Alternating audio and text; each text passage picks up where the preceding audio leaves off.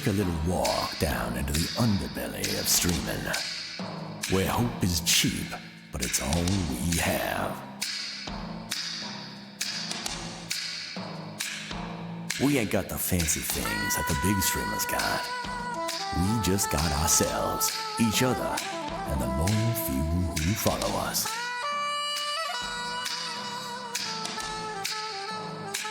We all got dreams, but when will they come true?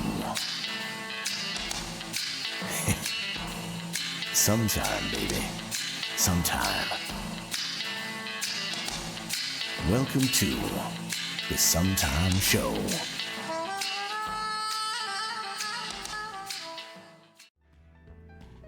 Hello, everyone. I am Zargram Xanders. I want to welcome you to the Sometime Show. We right now are a small show for small channels, and I want to give a big Sometime Show welcome to our guest tonight, Dura Soup. Thank you for joining us, Dura. Hello. Thank you for letting me be here. I am Dura Soup. Nice to meet you. That's my name. So I like to ask every new guest pretty much the same few questions, but we also ask questions going off from there. So I'm going to ask you the same question I ask everybody else. Who are you and where you're from? Well, I'm Dura Soup, also known as Vinatavi, depending on who you ask. And technically, I'm from. Technically, I'm orbiting a black hole in the deep vacuum of space. Oh snap! The last person I think was like from Milwaukee or something. That's a flex. Yeah, I think I've heard of that star system. I get you. All right. So orbiting a black hole. So soup is soup and come from soup. Afternoon, y'all. Welcome. Come on in, everybody. So. Okay, so why don't you tell us a little bit about yourself? Well, what kind of streamer are you? What's the deal? What's the story of your character? Like black hole. What's the story about that? to put a more realistic point on it, United States, but so I was I am a artificial creation created to battle galactic kaiju. Cool. That's awesome. Except I decided that was boring, so I decided to do streaming instead. You thought that was boring? Holy crap! Wow. Well, I mean, like, have you ever fought galactic-sized kaiju? They're not exactly conversationalists. Oh, believe me, buddy. If my name isn't Zargram Xanders, I have fought angels, I have fought demons, I have fought eldritch abominations, I have fought dragons, I have fought politicians, I have fought all kinds of stuff, and everybody wants my head. So believe me, I understand what it's like to want to take a break from all that crap. Confetti. Oh, yeah. So your chat throws stuff at you too, huh? Yeah, they do. Yeah. Mine likes to turn me into a chick every once in a while for some reason, and they don't like to turn me back. I don't know why. I mean, that does seem to happen. Yeah, it does. So, all right. So my next structured question is health potion. That's not supposed to be going right now. I thought I turned that one off. Oh, maybe that's on your side. That's one of mine. Oh, yeah, we do that for Twitch Plays D&D, where the audience can like vote on what the character does, and they can like redeem potions to heal them and stuff. So that's what had me go looking at that. Anyway, so I tend to have potions thrown at me after I violently explode off of screen. All right, It happens. So okay, so what got you interested and started into streaming? How did Dura Soup get started? Well, that is a long story. So we got all kinds of time. Technically, I have had 2 streaming starts. Oh. The more recent one was I was propelled towards streaming because a much larger streamer by the name of Jojo Says Bree, one of the big Phasmo streamers. Okay. Phasmophobia. I played the game, but oh yeah, go ahead. Basically, she was like, "It's possible. Just follow your dreams. Just do it. Stop dreaming about it and just do it." Totally. And So I was just like, you know what? Yeah, fuck it. I can do it. I got time. Fuck yeah. I don't have regular employment. I could do this. Go for it. And so I did, and for like 5 months I got nothing. But that hurts. you know, My I just sympathies. My kept with sympathies. it. I just kept with it, kept going, and you know, I got support from friends, friends who actually are, you know, staples of my streams now. Cool. That's kind of what's happened to me too. Is my friends start to support me a lot because I get a lot of either imposter syndrome or a lot of my depression tends to make me doubt myself and stuff like that. So I know exactly what you're talking about with that. Yeah, it's rough. It's rough starting out. Oh yeah. But and I also got support from my partner, Rowan the Bishop over there in the chat. I can see you. I see you. I know you're gremlin giggling off in your office. I know you're doing that. Is that one of your one of your mods? That is my partner and a mod and my co-host. One of my mods, I don't know if he's going to show up tonight because I tend to stream on Tuesdays and Thursdays around this time. But if any of them do show up, Tarth is a gremlin, and all the dominatrixes he knows are always trying to be nice to him. I'm thinking, no, Tarth is a brat. You got to keep him in line, or else they'll walk all over you. You know, it's funny because I've known Tarth for a while as well. Really? I have as well. Hey, well, we can talk about him while he's not here. I don't think I know Tarth as well as you do. Okay. I mean, I've known them for a while, but not super well. Rowan, that's a two-edged sword, what you're saying, that they need to be leashed and muzzled. If they enjoy it, then it's not a real penalty. What I have Tarth do as a penalty is I have him do math. I have him do mathematics. Yeah, I just hang Rowan from a wall.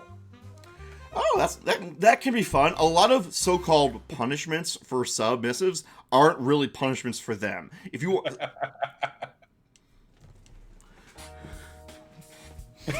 Rose said, red, yes, yeah. So, yeah, here's the thing. If you want them to actually respect you, you need to actually have legit penalties. You can't just, say, oh, you dirty boy. You have to actually do something that they don't want you to do. That's obviously something that doesn't break, the agreement, obviously, but you know what I mean. Well, you see Rowan's very small, so I just picked them up, put them on the top shelf, and they can't get down. It's better than putting them in a jar. True. Yeah. Rowan, if you misbehave, Dura here can put you in a jar.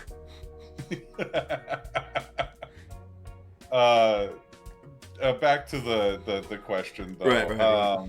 So, but then I had my very first start in streaming, which that was actually, let's see, now that would have been about 8 years ago.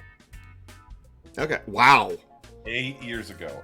Dura Senpai. Wow. Back then, I was streaming games just to show games to friends. I wasn't really invested. I didn't have a setup or anything. That whole, I didn't even have a visual representation of myself. There's also streamers today who do that, actually. Well, yes, I know. But I didn't have anything going on back then, and there's nothing wrong with that. There's nothing wrong with just streaming to show your friends games or nothing. Sure. I mean, hell, that's kind of one of the mentally better ways to start out is just streaming for your friends just to have fun. Totally. There's people that who'll just sit in a Discord chat and just stream all at each other all day. Yeah. And so I started back then. I can't remember what I was streaming back then. I know I did a lot of Elite Dangerous. Elite Dangerous? Let me look that up. Oh, yeah.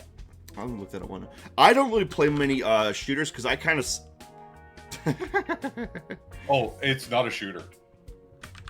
Okay. It is a galactic simulator. Oh, so EVE Online? Yes, but older. Okay. Is it also spreadsheets in space? Yes. Not as... I want to say not as spreadsheety, but that would probably be wrong. It's pretty spreadsheety, especially these days. Now that they've updated it again to have a fully fledged colonization system. Wow. I actually remember going once to the here, I'm gonna put a graphic on the screen so that everyone can see what we're talking about. Boom. Yakuza for 10. I have not played Yakuza for 10 years. It's only been 4. Wow.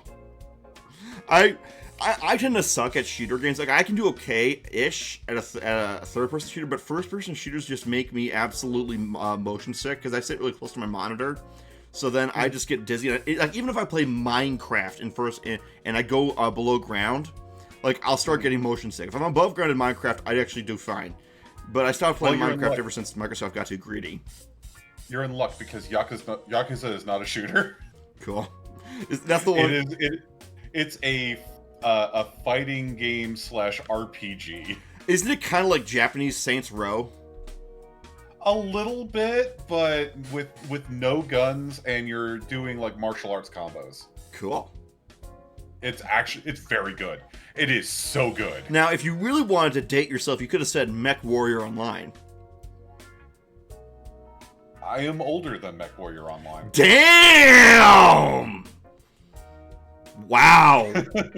I remember in the 90s, I went to a friend's house, and there was like a joystick next to one of the computers because they would play Mech Warrior Online in the 90s. In fact, one of the games, actually one of the games that I have on my streaming schedule right now is Legend of Dragoon from the original PS1. Legend of Dragoon. Let's look that one up. Good old RPG, good old JRPG. Stand in line, smack things with stick. Yeah, though I gotta admit, I actually had a lot of fun playing Dragon Quest VIII on my DS. I like it because JRPGs can be lots of fun. I mean, some of them are a lot more acquired taste than others, let's just say, but other ones can be a whole lot of fun.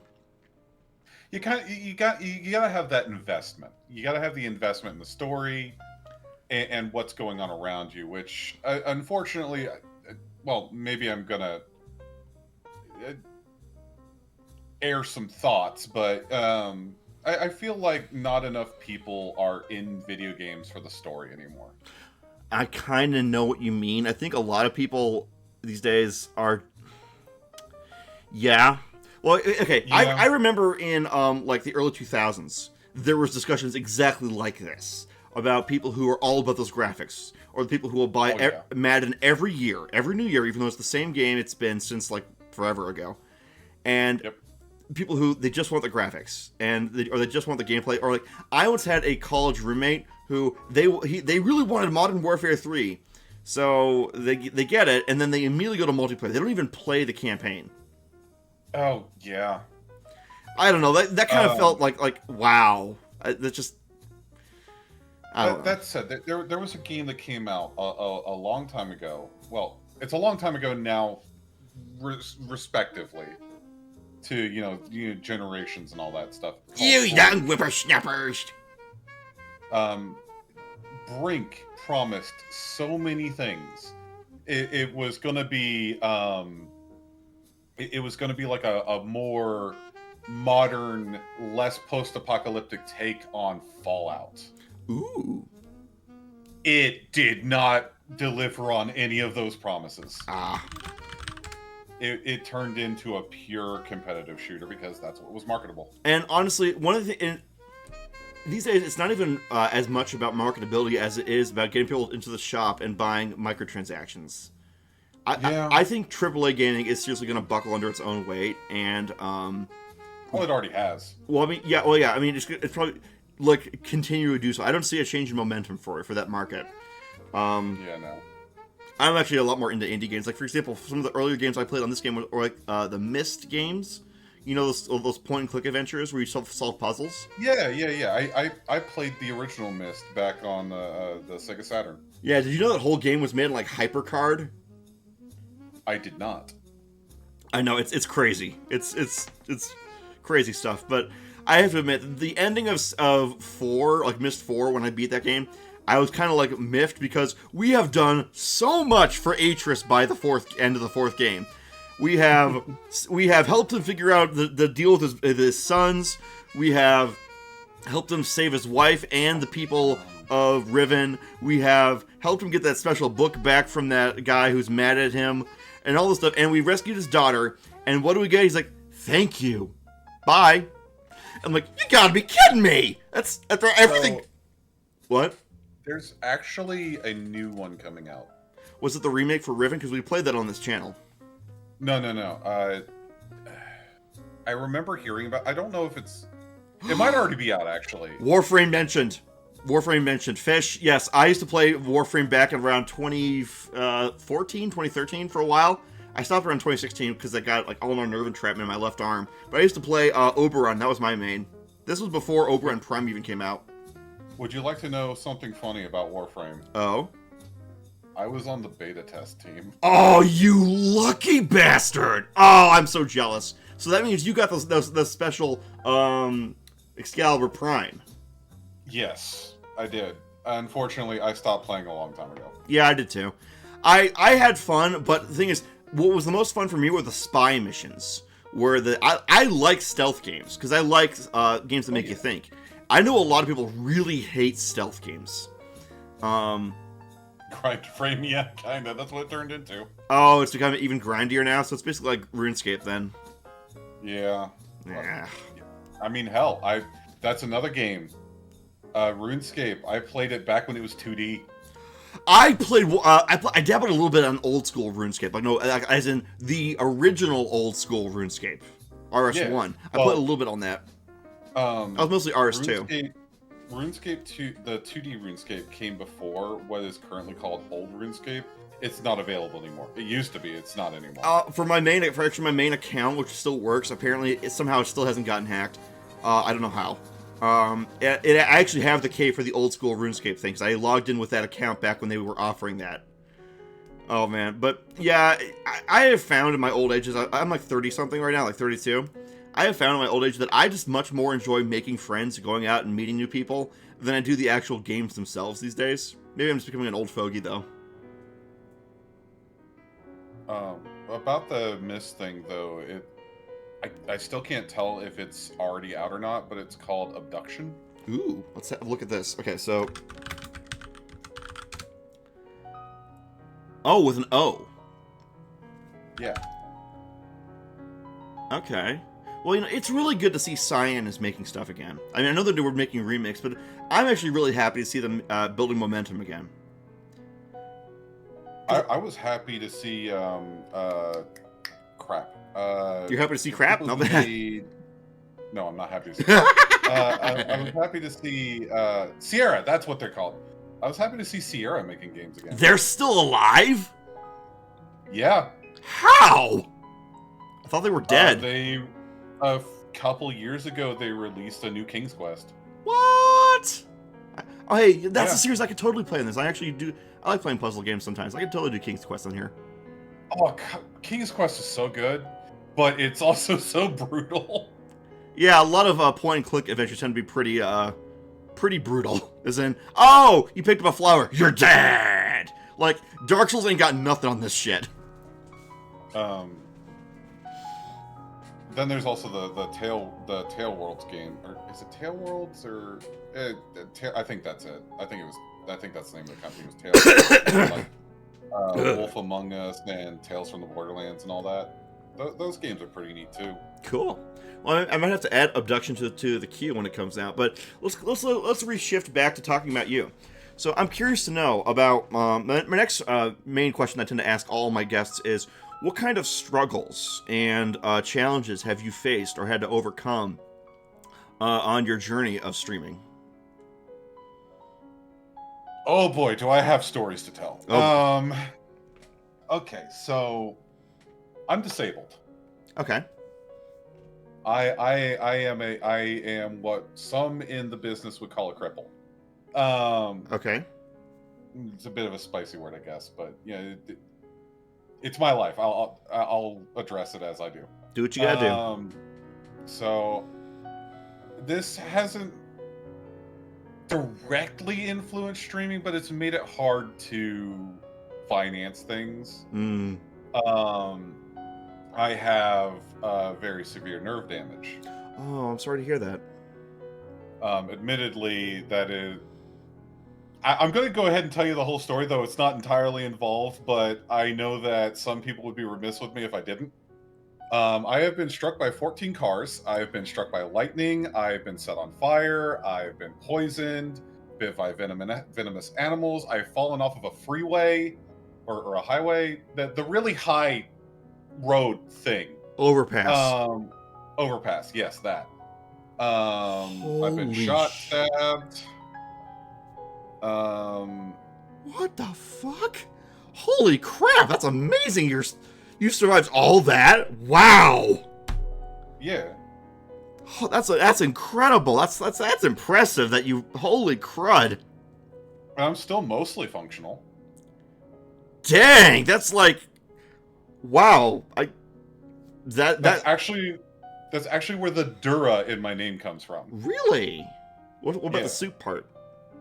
My mom used to call me Soupy because I really like soup. Aw, that's cute. But tomato soup specifically. I really like tomato soup. Oh, that stuff's good. Yeah. But damn, that's amazing, Dura, that you've been through all that crap. I mean, I almost feel like you should have like medals on your chest for surviving all that crap, like civilian Purple Hearts or something. Like, I mean, holy I managed shit. to survive it all. It left scars. Yeah, I imagine it would. I mean, like that's like everything. That's like everything on the ways you might die list: poisoning, gunshot, knife. Did you say lightning? Yeah. What So the fuck? I was a dumb kid and decided to climb my favorite tree in the middle of the night during a severe thunderstorm. It struck me in the tree, and I fell out of the tree with the branch I was on and was covered in cooked termites. You need to write a book. You need to write a book. Where's your partner? Rowan, we need this person's story told before they die. This is like some main character shit here. Like, oh, don't worry. I don't plan on dying. okay. This is like some Rasputin stuff here. Right? You know the story of Rasputin? Well, yeah, but I still got my junk. Oh, well, okay. But I'm sure Rowan is aware of that fact. Sorry not to just be blunt with it. That is part of the Rasputin story, though. Damn! I mean, holy crap, Dura. I keep it in my purse. Hey. Yeah, the intro to your stream should be still alive. Holy crap. That's amazing. And, wow. So, yeah, I would call those challenges. Yeah. Yeah. Holy shit. Yeah. Primarily the thing, though, that has hindered my streaming efforts, though, is the thing that hinders most people who stream, which is abject poverty. Yeah. So it's one of the things you said not to talk about was politics, and I happen to have a business degree, so I have a lot of opinions about geopolitical issues as well as economic issues, but I'm not going to bring it up because It's just something I'd rather not get into. Yeah. That's a whole spiel in and of itself. Yeah, it really is. And we're here to talk about you. And holy crap, are we learning a lot. Rowan, you're not supposed to out me like that, damn it. Rowan, who doesn't that talk? Who doesn't that describe? That describes me. It describes everyone I know. That describes every cousin I have of my generation too. That's like everybody. Especially millennials. Rowan has dealt with my imposter syndrome a few times here and there. I have some pretty bad imposter syndrome too. Like, I'll say a lot of mean stuff to myself. Like, my self-talk is abysmal. Like, really bad. And, yeah, it's kind of like that Pink song, Don't Let Me Get Me. Ugh. Yeah, Rowan's a good. Rowan's a Rowan, that's exactly what I worry about. Like, if for whatever reason I can't stream some night, I feel bad. Even though I'm a tiny little channel, I still feel bad that I can't stream. Even though the stakes are nowhere near as high for me as it would be for, like, say, Iron Mouse or someone. I still feel bad if I don't stream. Because I feel like I'm disappointing people. It's the kind of thing you work yourself. Oh, hi, Farada. It's the kind of thing you sort of work yourself into. All right, I set you up at 0.5 decibels. Is that? Was I quiet? No, Honda said that you were a little bit quiet, so I turned you up just a little bit. Ah, okay. Because I've got the stream up where I can see it, but I've got its volume turned off. Rowan, I know exactly what you're saying, though. I would pout in my bed because I'd be sad, but I know exactly where you're coming from. So Dura, believe me, I totally relate to what you're saying about feeling bad. They're like half the volume. Really? Oh, huh. Usually I'm the loud one. That's weird. How about now? You're talking. Testing. Big bouncy butts. Big booty, happy. Okay, so I think that he's definitely louder on my end. Okay, cool. Okay. All right. Where was I? Okay, so yeah, clearly you have faced challenges, and it's amazing that you survived them all. That's something to be proud of. Holy crap. Okay, the next question I tend to ask is, what are some goals, objectives, or projects, or upcoming things you'd like to talk about or share? Like, where do you want to go with streaming? Where do I want to go with streaming? My goal is probably, it's the same now as it's probably always going to be. I want to entertain people. I want to give people something to look forward to coming home to. Oh yeah. To help people relax, enjoy their lives, and give a smile. That is my goal, and that's always going to be my goal. I totally vibe with that. Make people happy. Yeah. Fuck yeah. Hell yeah. I totally get that. Because I like making people happy because I happen to have a lot of depression, so I know how bad a person can feel when things feel really bad. So I like helping people. I like in NLP terms, I kind of get where Pinkie Pie was coming from, as it were. Yeah. But yeah, like I know a lot of people go into streaming because they think it's easy money, and it's not. Admittedly, it's not easy money. You can get money out of it, but it's not easy money. You definitely got to work for that. Yeah. But that's kind of never been my priority. It's nice to earn money, but it's not the biggest deal in the world. Yeah, because it's far more important to me that the people who come to view my content enjoy themselves rather than me making money off of it. I totally get you there. I totally get you. I mean, if I had no scruples and I only cared about money, I'd be doing all those stupid sponsorships for all those, like, every little mobile game. I'd be only Raid Shadow Legends, right? All those things that are basically, they're totally cash grabs. I did one. I did a Raid Shadow Legends sponsorship a long time ago. Well, I turned it on its head. I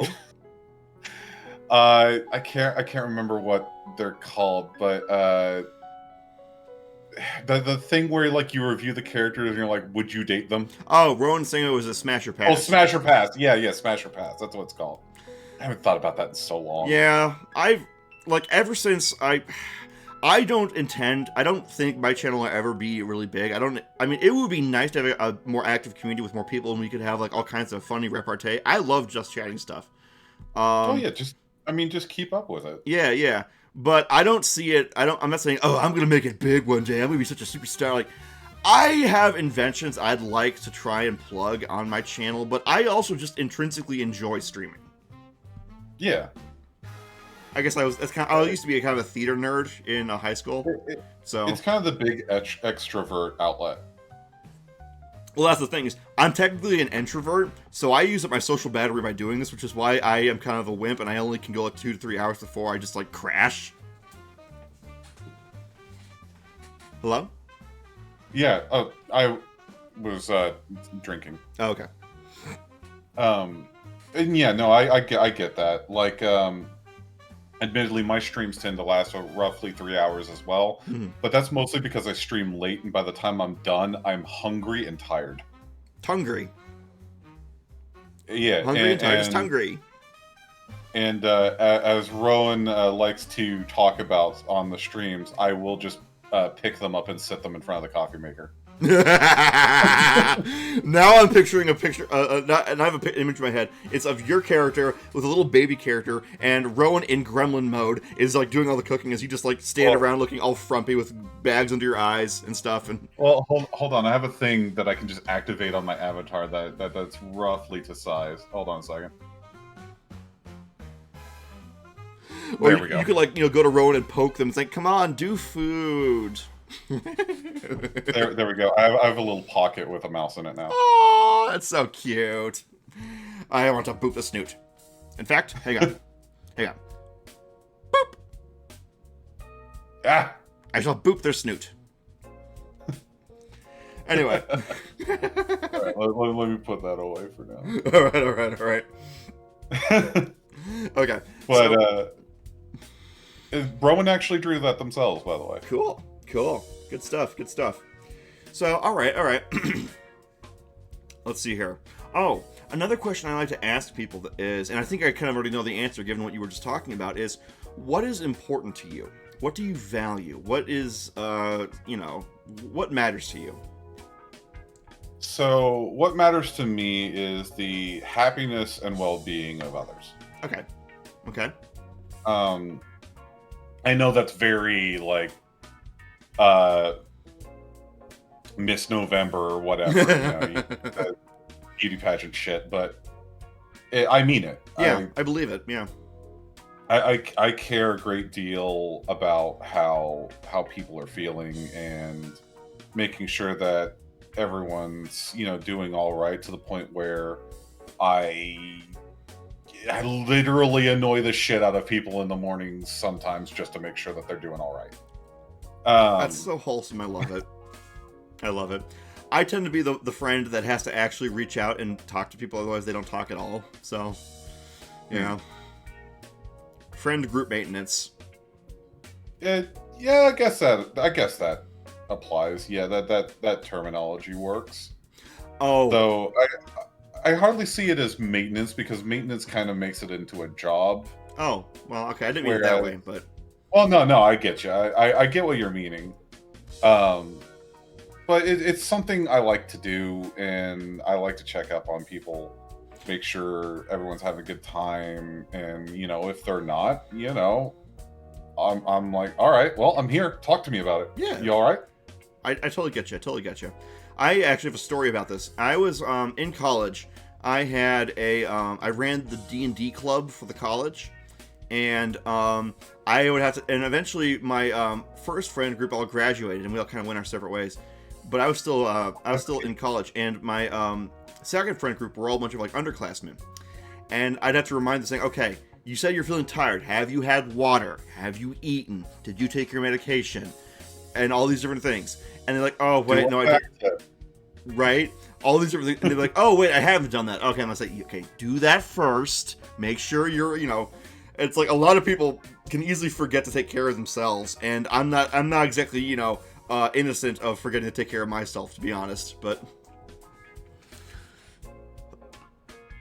yes? Yeah. Okay, you give me a slow turn. Like, what the fuck did you just say? Oh no! I was looking at. So, like I said, I've got the stream up. So I was bringing up the little emote thing and putting in a bouncy. Forgetting to eat or drink. Also, it doesn't help when you have ADD meds and they like kill your appetite. So yeah. Rowan, I know that is directed at me, and I will bonk you for that later. So, okay, one of the notes you wanted to talk about was, like you said, you like talking about your lore. Okay, so you said, yes. What? So why don't you talk to us about that for a bit? Okay, so there's a lot to go over. Well, before I get started, is there anything you'd like to ask specifically? Okay, the antlers. I'm curious about the antlers, because they don't seem to start at the base of your head, of your skull, like all actual antlers tend to. So they seem to have some kind of stock jutting from your outfit. Yeah, they are hollow emitters. Oh. The antlers are not actual physical objects. Ah. Okay. That said, that actually ties into another thing. I am actually So I am of a line of prototypes called the Warden units, Cool. and I am number 7. Cool. Lucky number There are 7. 12. There are 12, and they all serve different purposes. I am well, not just the combat model. I'm the warfare model. So strategy, not just tactics.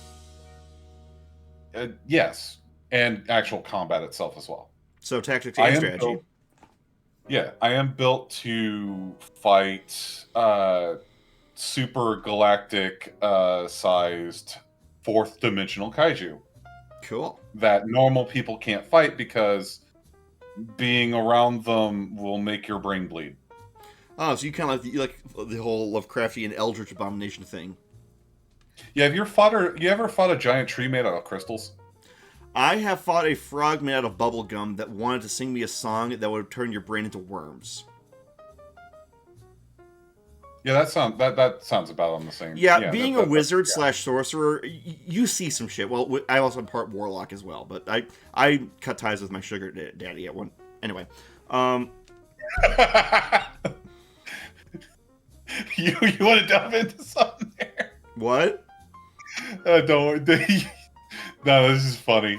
That was funny. Well, you know how like Joe Cat called the patron of a warlock in D&D the sugar daddy. I mean, it's not wrong. Oh yeah, okay, yeah, no, I gotcha. Yeah. But yeah, so back to it. The fact that they are red, my antlers are red, and like I have the red hair streak, the red tubes on my arms, and all that stuff. Those are collared heat sinks that are collared to denote what my domain is. They're heat sinks and they denote domain. So they more like a man, more like a mana event in order to ways to basically bleed off extra mana in case you're channeling too much at any given time. You said heat sink, so that's why I asked that. Close enough. Okay. Yeah. So, for instance, but mine are red, which marks me as a warfare model. For one of the other prototypes, for instance, XO1, theirs are gold. Okay. They're the leadership model. Interesting. So I mean no disrespect, but I can't help but want to make a Star Trek joke about red shirts. I know the joke. Yeah. I do. I know it. A red shirt and a stormtrooper meet on the field of battle. The stormtrooper misses and the red shirt still dies. Yep. All right. So you got this whole, like, you know, cosmic stakes, fighting big monsters with all kinds of cool weapons. You got all this kind of cool cyberpunk tech. I love it. It's awesome. Like, also kind of like magic punk tech as well. And that's dope, man. That's dope. I love it. That's cool. But yeah, I was developed to fight super big kaiju. Some of which are more tame, some of which are harmless, some of which will depopulize an entire planet just by being remotely close to it. Could you solo the Warhammer 40k universe?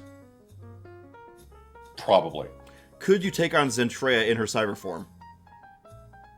I don't know who that is. Oh, okay. She's a feminist VTuber. She used to be in VShojo before it shit the bed and died. Yeah. And she has like a dragon form, and she also has like a cyber form. We joke calling her a toaster and stuff. Oh yeah. Rowan points something out as well. I am technically a slime. Oh, cool. Those are fun. Yeah, I'm actually formless. I just take on the form that I believe I should have. Cool. So kind of like Odo from DS9. A little bit, yeah. That's cool. Odo's a really good character. I feel kind of weird sometimes that my guy is just a human mage, but you know, my design is pretty simple. Like here, I'll put on my ordinary suit. It's nowhere near like. Sometimes I wonder if I made my background a bit too ordinary, because I made a lot of people with like really elaborate backstories. I'm like, oh geez, Like here's like what I normally wear during stream. Oh, right. That's what you're doing. I was like, where'd all these menus come from? No, that's just VTube Studio. Ah, yeah. I use a different program, so I wasn't familiar with the overlay. I get you. But yeah, Fish, she never uses her actual voice because I think in real life she has a stutter or a stammer, so she's very self-conscious about that. That's why she uses text-to-speech. Rowan says, those abs don't let you go normal human. I mean, fair enough. My soul has been modified and changed from all the packs and all the things I've done over the years. Well, centuries at this point. So, yeah. Everyone... Do you just slot Magic the Gathering cards into your abs to cast spells? No. These gems you see on my belt and on my pauldrons things, those are like focusing things. They're like a magical focus that help me like channel some mana from different kinds of sources. That way, if I go into different settings with different magic systems, I can still use my powers. I'm not going to have to relearn them. I can just channel their magic system into my own what I know. It's like an adapter in a way. Gotcha. I do a lot of plane hopping. Ah, Planeswalker. In a way, yeah. But yeah. I am not at the whims of WotC, and I'm not going to get turned into a fucking Phyrexian just because they thought it would be cool. I actually made a Planeswalker character of my own. I'm not sure if this one would be kosher to show on Twitch or not, but I mean, it's not. It's not on my junk, Rowan. It's on my belt. It's not bad or anything. I'll just show it to you. And I was responding to Rowan. They were being a bit of a gremlin. Well, that's Rowan for you. Yeah. Where is... There it is. Wait till they see the female model, my god. But okay, so yeah, you got this whole like Monster Slayer thing, and I wanted to bring up a game that I love a whole lot, very, very much. Shadow of the Colossus. So, that... I don't think that one would work on Twitch, but... Burke, I shall not partake of the black sunscreen from Phyrexia. Nay, I say! Nay! Also, Phyrexia can suck a fat one, but... I mean, Urza. Well, I don't consider myself an ordinary planeswalker, because for them, they need a special spark to do it. I just need a spell. I hate Elish Norn. I am so glad she got decapitated.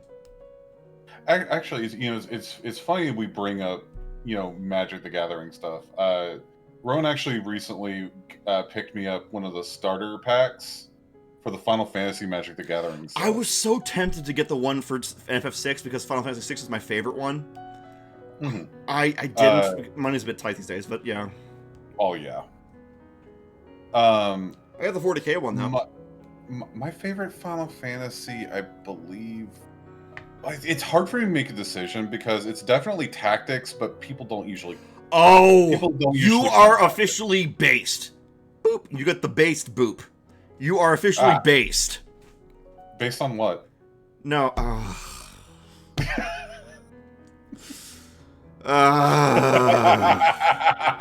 gonna boop you again. I'm gonna get you for that. Unbelievable. I win. Okay. You win? You really sure? Well, you just lost the game. Damn it. See, I can counter. I am great at pissing off powerful entities. Good night, everyone. Animaniacs reference reference acknowledged. Okay. But, yeah, mages in 40k are called psychers and use hell magic, but 40k's magic is sticky. It likes to mess with you and stay attached to your soul. You definitely want to use Teflon soul protection on that. I have this whole like spell and this potion I give to people to protect their souls from corruption and from things like that, because I feel like we need vaccinations to protect people from corrupting stuff. I say wash your soul. I guess like I'm the Florence Nightingale of soul protection. What if you just cover your soul in flex tape? Dude, the power level of that would be unconscionable. What are you talking about? Bite your tongue. That's way too overpowered. I don't know. Dude, You don't need a soul. Just give it to me and I'll hold it for you. Ah, Rowan, I've met my fair share of demon. No. It's going to be a lot harder than that, buddy. Everyone wants to top me. Everyone wants to dom me, but nah, I'm not into that. Actually, well, wait, I bet I know how you can make Rowan squeal. Hand holding. Well, actually, all I usually have to do is just peek my head into their office and say Peebus Butter, and then they generate passwords. They generate passwords. Yeah. I if you don't know, I actually have. I started with the NSFW side of the furry fandom, but I decided to make a more SFW persona to represent myself. So. Well, yeah. Yeah. I mean that follows suit with, like, you know, coming out into the public and stuff. Oh, someone followed. Thank you for the follow. Hey, Burkina. Burkina is a master boobsmith. I'm just gonna say it. Oh, they're a sauce maker? Yeah. Ooh, nice. The kind of art I like to do is I like to make maps. Like I am a perma DM with Dungeons and Dragons. I don't know if you play D&D or not, but I play GURPS. Oh wow, that's a deep cut. I haven't heard of GURPS in ages. Oh, that explains your lore now. Okay. I bet I am a GURPS DM. Wow, that is a deep cut. Wow. Okay, I haven't heard of GURPS in years. It's cool to see that it's still going though. That's awesome. Oh yeah, it's still great. It's the everything system. You can do basically. Yeah. If you want to play a tuna sandwich that has a tragic backstory, you can do that in GURPS somehow. Yep. Honestly, I'm pretty sure I can tell you how you could do that. Oh, I got a story for you. Okay. The craziest D&D character I ever played was a gelatinous cube bard in 3.5 edition. And here's how I reasoned it. Okay, it is an intelligent gelatinous cube. It has a mind of some kind. That was kind of a given. And it undulates its viscous form to create compressions in the air. These compressions create sound waves. Therefore, it can perform. It's a giant sound cube. Its name was Wah! This was before I knew much about 40K. So. Right. Oh, man. By the way, are we able to take a quick restroom break? Oh, yeah, sure. If you need to go for the bathroom, go for it. Let me go grab a Yep, I got it. Hang on a second. Where is that thing? Oh, where it is. I have the there it is. There's the source I want for this. Control C. There we go. I'm gonna put that source right over your character. Okay. What is it? It's the be right back thing. Oh. Do.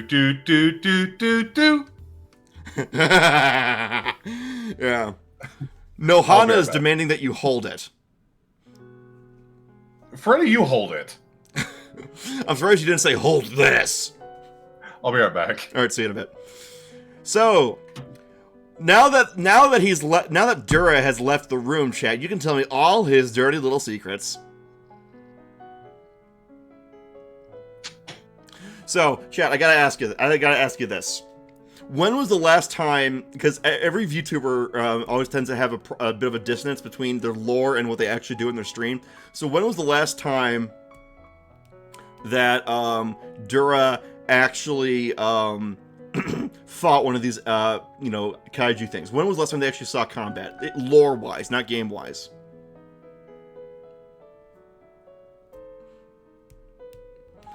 Because I'll be honest, I haven't done a lore type of stream since the one where I got gender bent. Oh, and while they're away, I'll show you that model too. Boop. They don't work in the organization anymore. That's fair. This is the one that stupid witch turned me into. I'm still a little salty at that random witch. She was mad about her boyfriend leaving her for a femboy, And so she just saw me and just decided to curse me. It was so annoying. Chad had to work together to help me create a potion to help turn me back, but it only worked part of the way. Yeah, that was the problem, is that it took a whole stream for them to solve puzzles to help me get the potion just right. Welcome back. Well, I return. I was just showing them some of the other models to kill time. Ah, okay. Sorry for that. I have a way to turn you back with Evolve Suppository. You wish, Rowan. I am cis male, but I repeatedly get turned back into a female by chat because they think it's funny. I mean, that follows suit. I mean, you Yeah. know, it's typical. Do not tempt me to open Clip Studio. Oh god, this is just like the time someone made tentacle porn of my female avatar. God damn it. Hey, it happens. You know, potato, tentacle. Yeah, but slimes are way better at that. If anyone who's read Monster Musume knows that slimes are better than tentacles and arachne with web bondage and stuff. Like slimes are, you're basically fighting a pool of water. You're fighting a swimming pool. You're fighting a swimming pool. You ever see the video of the guy who's like doing speed punches in the pool? What? Wait, no, I haven't. Yeah, it's an old video. Okay. Basically, he's doing speed punches in the pool. And it's got like the epic workout music playing. That's awesome. Also, Burke is saying, look, I either draw Duro with huge titty or a Squidward. There is no in between. There must be a combination of the two, Burke, as a shitpost. Come on. You are leaving a chat weapon on the table if you don't draw them as Squidward with huge titty. Think about it. I mean, Burkina, he's got you there.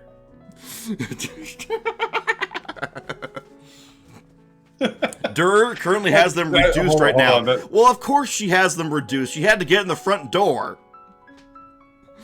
Oh, well, no, I could just osmose through the walls. Okay. Well, just make sure you get any of the bugs that get stuck in the insulation. Speaking of Squidward, though, give me a second, because I do have to share this. I just gotta find it. Okay. Where is it? Where is it? While if we are sharing sauces, I will share my fur affinity, but not on chat. Not on chat. God, no, not on chat. Where is it? Ooh, that's cool. I always get stuck because my image folders are not very well organized. I try to keep my furry handle and persona, or her presence, I call it, because my character is not a fursona; it's an OC that I roleplay as. But I sent it to Dura. That's the account if you want to see it. But yeah, the Zargram actually is supposed to rip that freaking image. You can share this one on stream. I am about to. I am absolutely about to. That's so funny. Oh my god. So Burkina did that. That's amazing. I would need to commission this person. Oh wait, no, even better.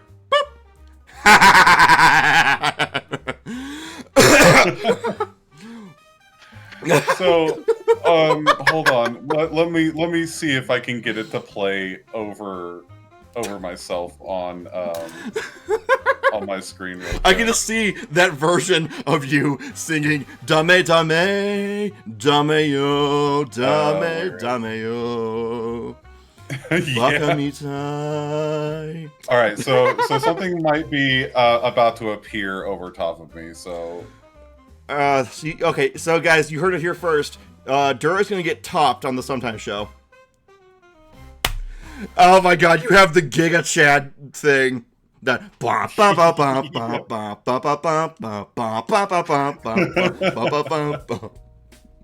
it didn't wait. It didn't appear all the way, but there was enough of it. Wait. So you speak bro then, right? No. You don't speak bro? Okay. I speak the word, bro.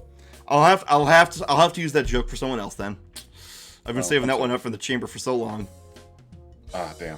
Yeah, no worries, bro. It's all good, bro. You know, gains, bro. Lift, bro. You know, protein, bro. Totally, bro. Getting stonks. Stonks, bro. Stonks, bro. Yeah, get the mad stonks. Get them gains. Stonks, Get them gains. To the moon, bro. Brew, bro. What's up, bro? It's not good to be all pent up. I have never seen a picture of Rowan, but I already know what their character looks like. I don't know. Very small. Yes. Dara. I'm not a husky. I'm not a husky. Well, it could be worse. You could be a cheesehead. You could be a circle. I'm kidding. No, the circles are fine. Circles are fine, even though they are technically a close species, which I think is kind of strange. But quote unquote. I mean, yeah, it's you can't put the toothpaste back in the tube, but husky coated. Out of I'm not husky coated. You look more like a fox with the snoot design, anyway. So my species of appearance is actually technically one of my own creation, called a Leviathan Chimera. Leviathan Chimera. Interesting, because a lot of people use Leviathan for lots of things, like even in Hellraiser. I think it was supposed to be an aquatic creature. But interesting, okay. Technically Leviathan roughly just translates to creature of enormous size. Really? Just like Behemoth, then? Yeah, pretty much. Really? Gonna make the Dura Protogen. Hey, we had a Protogen. We had a Protogen on here, and Rowan is gonna know where the battery and charging port is on that.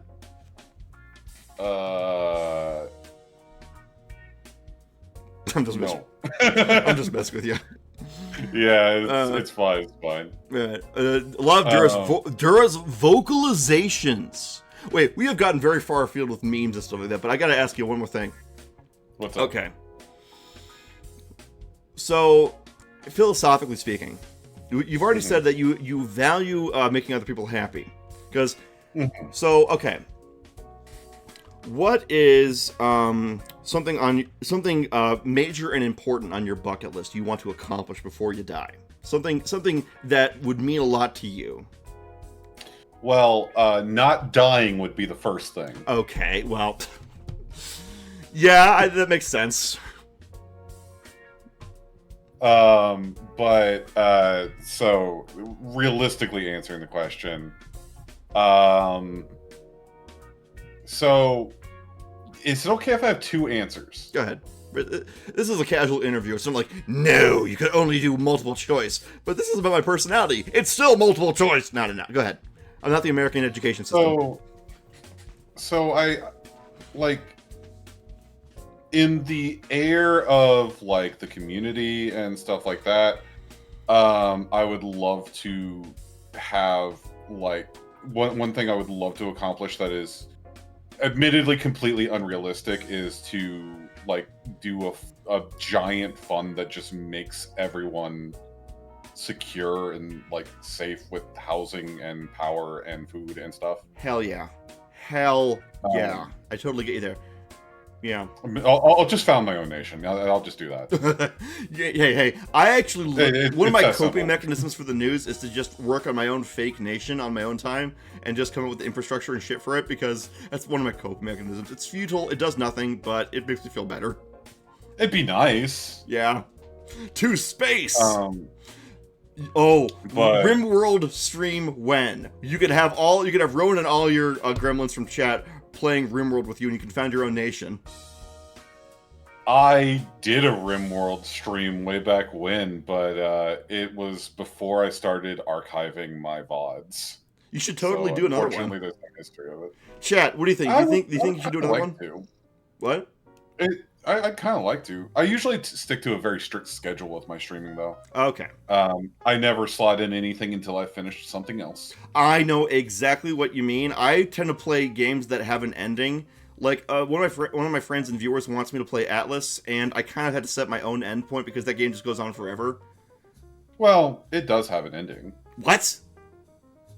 It does?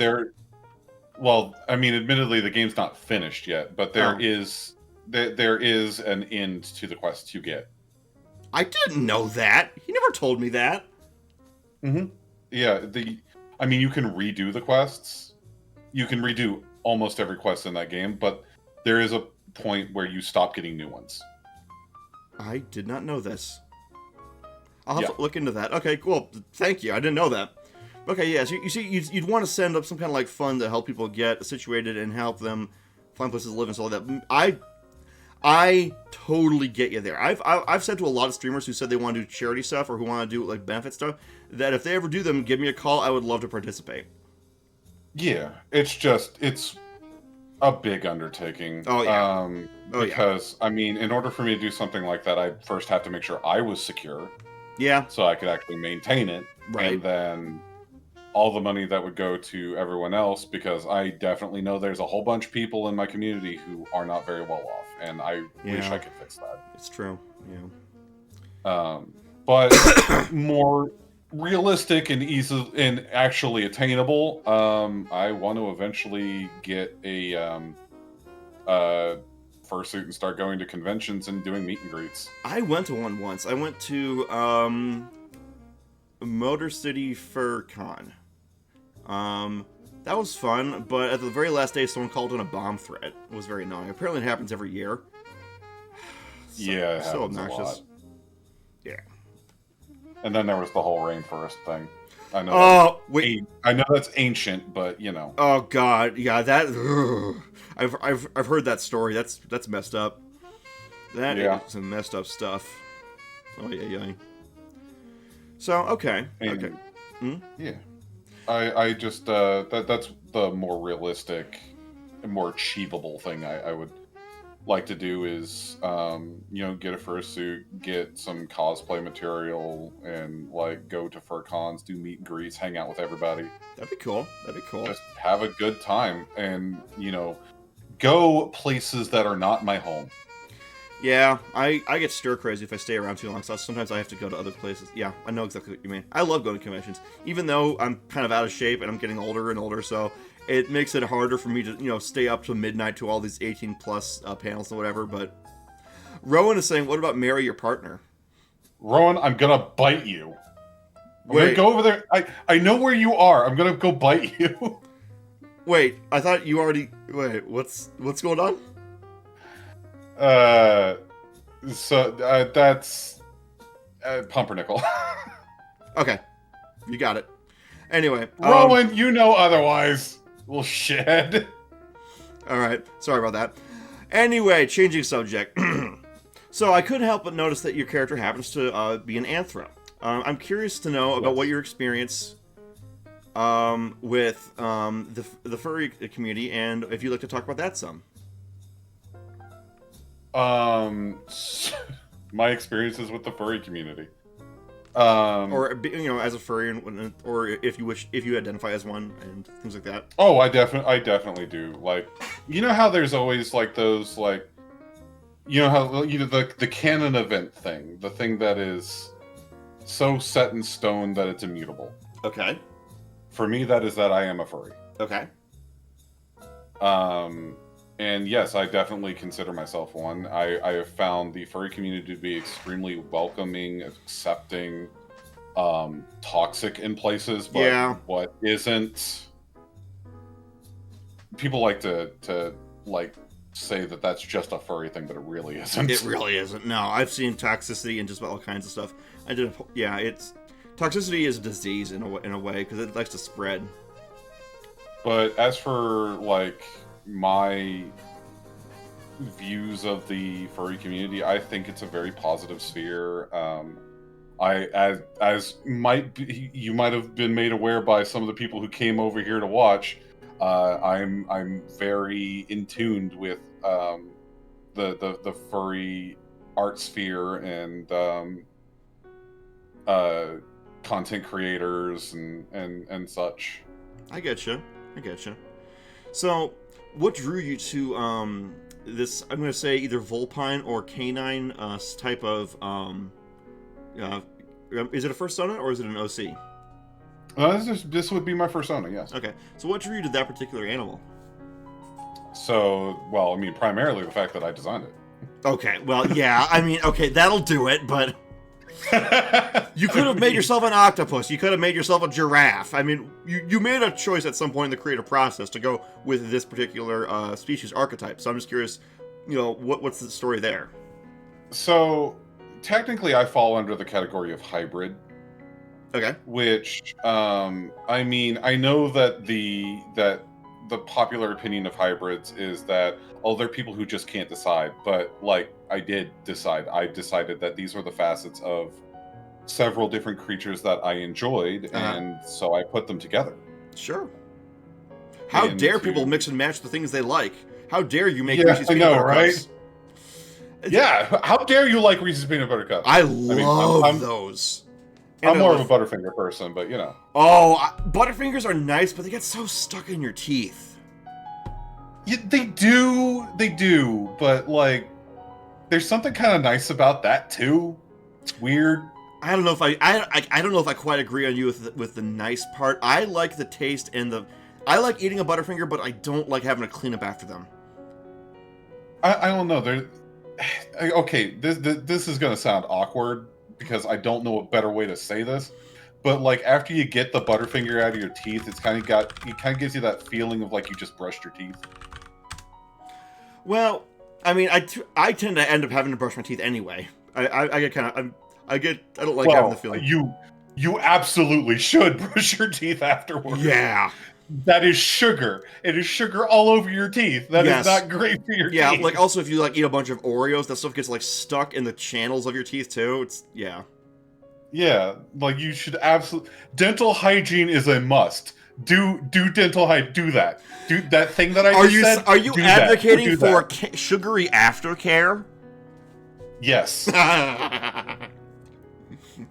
Damn it, Rowan! Stop outing me like this. Okay, they keep mentioning cheese. Can we talk about that? What's this thing? What's going on with cheese here? Okay, so Ron and I have been together for about no, it's actually about 4 years now. Okay. And we now have a house. We have our own home. We're not in an apartment or anything. Oh, congratulations! So we've been able to buy our own food. Okay. And so we got a bag of shredded cheese. Okay. And I keep getting drawn to the refrigerator, taking out the shredded cheese and eating it like a fucking goblin. Wow. Okay. It's a holdover from my childhood. Are you sure your OC is not a mouse or a rat, but instead or? They say the same thing. Maybe hey, you did say you're technically a slime, so you could just morph your way into looking like that if you wanted. You could like make. And admittedly, it is funny because I've had several Sonas over the years. I mean, that's kind of standard for being a member of the furry community who is as old as I am. You typically you go through a bunch of them until you actually find what speaks to you. Okay. My first Sona was a rat. Okay. Admittedly, then I went to the fox because everybody does, and then I had a weasel. Did you speak to the weasel? Did you speak to the weasel? Fool! I am the weasel. if you get, I don't get that reference, but I know it's a reference. Charlie the Unicorn. Well, one of the later ones. Oh, Charlie the Unicorn! Hell yeah! Here, I'll show you what I do with my. Bird on Charlie. Oh god, you guys, this had better be pretty freaking important. Is the meadow on fire? No, Charlie. Here. Oh god, they took my fucking kidney. They took my freaking kidney. Here, I'll send you some images of what I did with mine. I don't have different Sonas because my character isn't a Sona to begin with, but I had them get alternate forms that they can transform into using like the same color palette and stuff. Because I really like the color palette I went with. And here's that one. I know, like there's definitely a difference between a Sona and an OC. Like, oh yeah, because your Sona is something you actually identify as, whereas an OC is. I mean, it could be a stand-in for you, but it doesn't have to be. Yeah. I used to be a theater nerd in high school, so the whole acting thing, that's kind of my angle on it. I mean, yeah, I actually took theater classes in college. Ooh, oh, were you talent, stage, crew, or tech? Talent. I was crew. Oh, I was on the stage. All right. Where was the other one? Oh, here it is. No. I played Jesus. Okay. That was my crowning achievement, so that's the one I mentioned. All right. Hang on a second. Let me post these things. These are just some of the two alts. There's also a Kraken one for her as well. Anyway, just to get the. Oh yeah. Wait, you've seen this before? I think I've seen that last one before. You seen Gold Eyes Sexy Dragon? I think so, yeah. What the fuck? Oh my god, am I Fur Affinity famous? I think it's probably more that I just get around a lot. Oh, okay. Alright. That's the image, that's the actual page for the thing if you want it. Okay. So, well, in theater, what was the part that you enjoyed the most? I liked the kind of community project aspect to it, because I was the prop master in high school at once, and I would have to make sure that all the props get to where they need to be. They're on the part of the little table, so the actors can pick them up, and all that jazz. So, my favorite part of theater. Admittedly, I think my favorite part of theater was the part I got praised for was my ability to not just act myself, but to force other people into character. Interesting. To force other people into character. Can you explain upon that? I mean, for instance, the one that immediately comes to mind was I was supposed to play the role of someone who was having a mental breakdown. Oh. And I managed to play that in a way that actually made the other actor afraid of me. I actually have done a few times acting, and whenever I did it, I tended to kind of... Like, one time I was doing a nativity pageant when I was a kid, but I got really into the part of Joseph or whatever the heck, and I actually I made the kid who was way younger playing another role kind of like pause, like just stare at me like, what, like, and that was awkward, but it always is. Yeah. And admittedly, like, no matter how good at acting you are, there's always going to be one person on the set who either forgets their lines or is so uninvested that they're not paying attention. Every stream is scuffed. Every show has its problems. Exactly. Yeah, and it could be worse. You could be the ASM. Ha ha! Chad, if you don't know what that is, that's the assistant stage manager, or as we like to call it, the asshole supervising munchkins. So kind of what you do right now, Duro, with your chat. Yeah. I'm just messing with you. No, I mean, the number of times I have to scream that I'm not a husky. Or that you have to basically, get chat to stop being so gremlinish. I mean, I haven't had to do that as much. Usually I'm the gremlin. Oh, okay. So that means that chat throws snackies at you?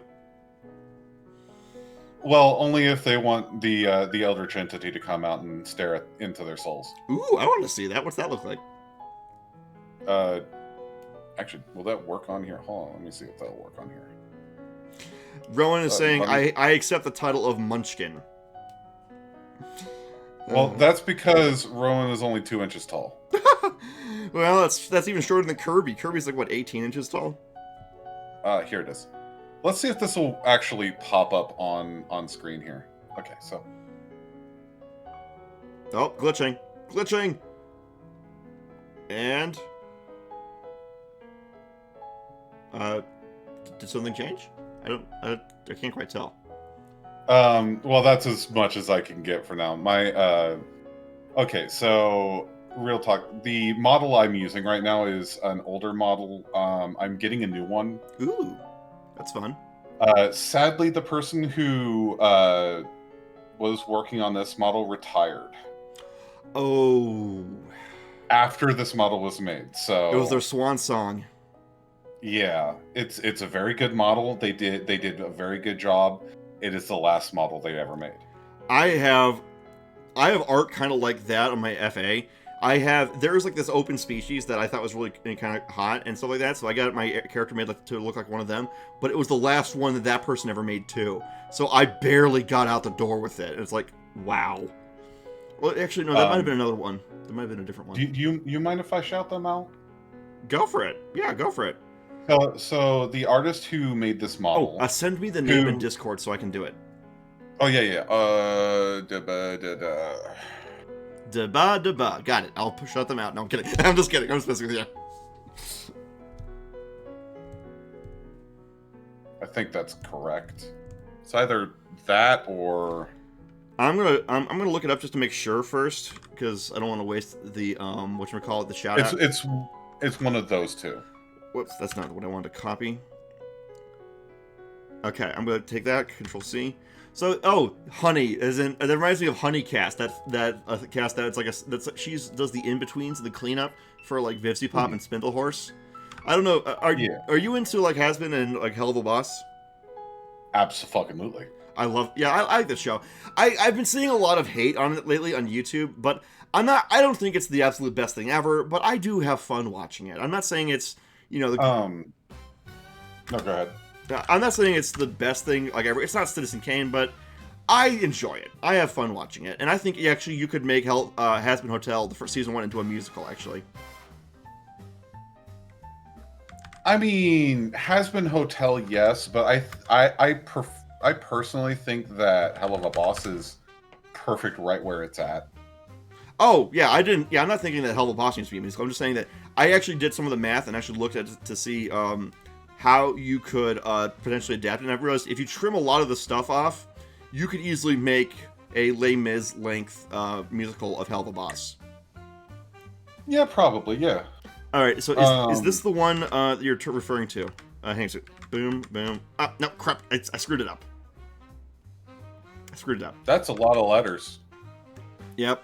There it is. Yes, that's right. All right, that's who I will. Doom.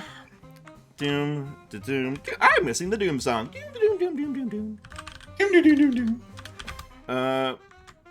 Okay, let's see if that works. Wait, no, that's not the one. It's yes, that's the one.